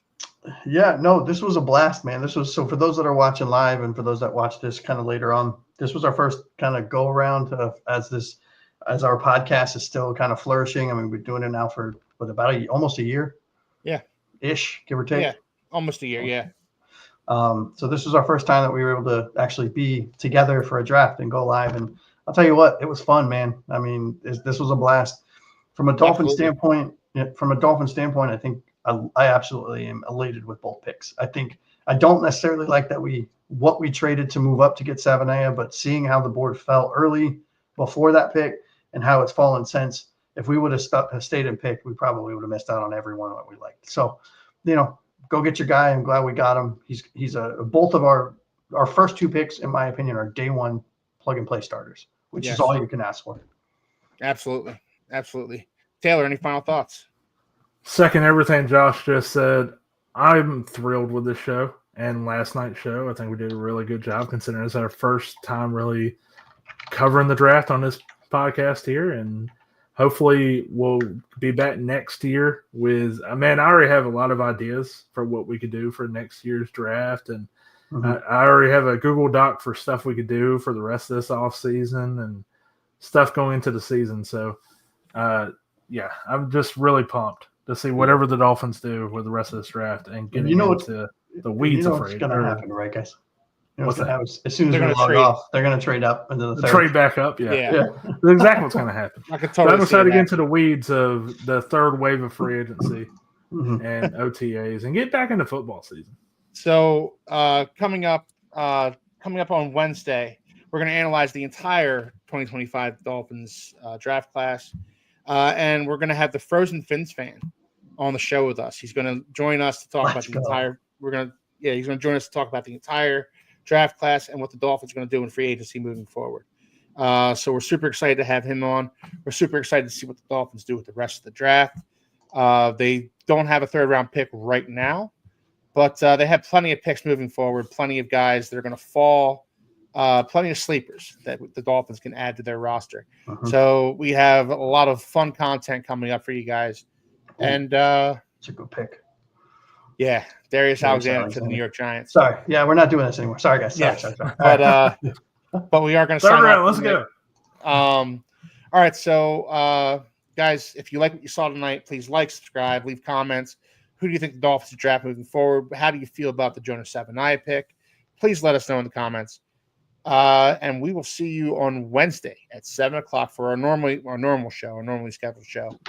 We'll see you then with Awesome. the Frozen Fins fan. Have a good night, everybody. Fins up, baby.